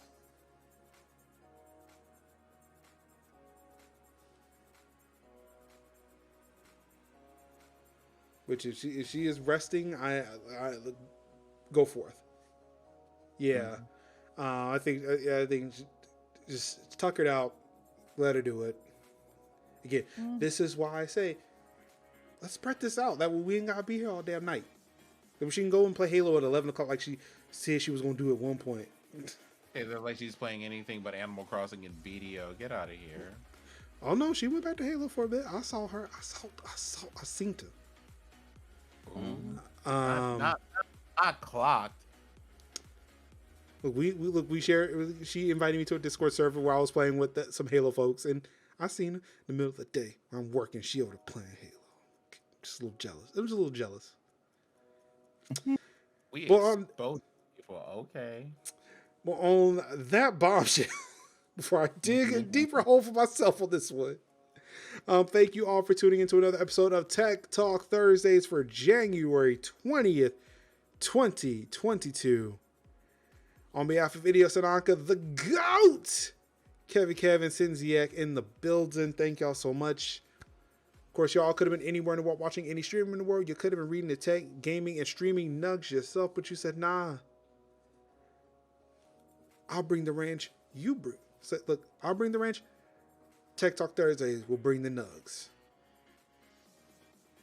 And they were delicious. Maybe some barbecue sauce. I can't believe you said that. I really cannot. What? What was wrong with that one? There's nothing wrong with that one. I was just not prepared for it. I was not prepared for it to be said. Like, The ranch and the nugs? Look, those are delicious. But with all that being said, thank you all so much. And of course, all I've got left to say to you wonderful people is I love you. Peace. Wow. Wakanda forever. You bum.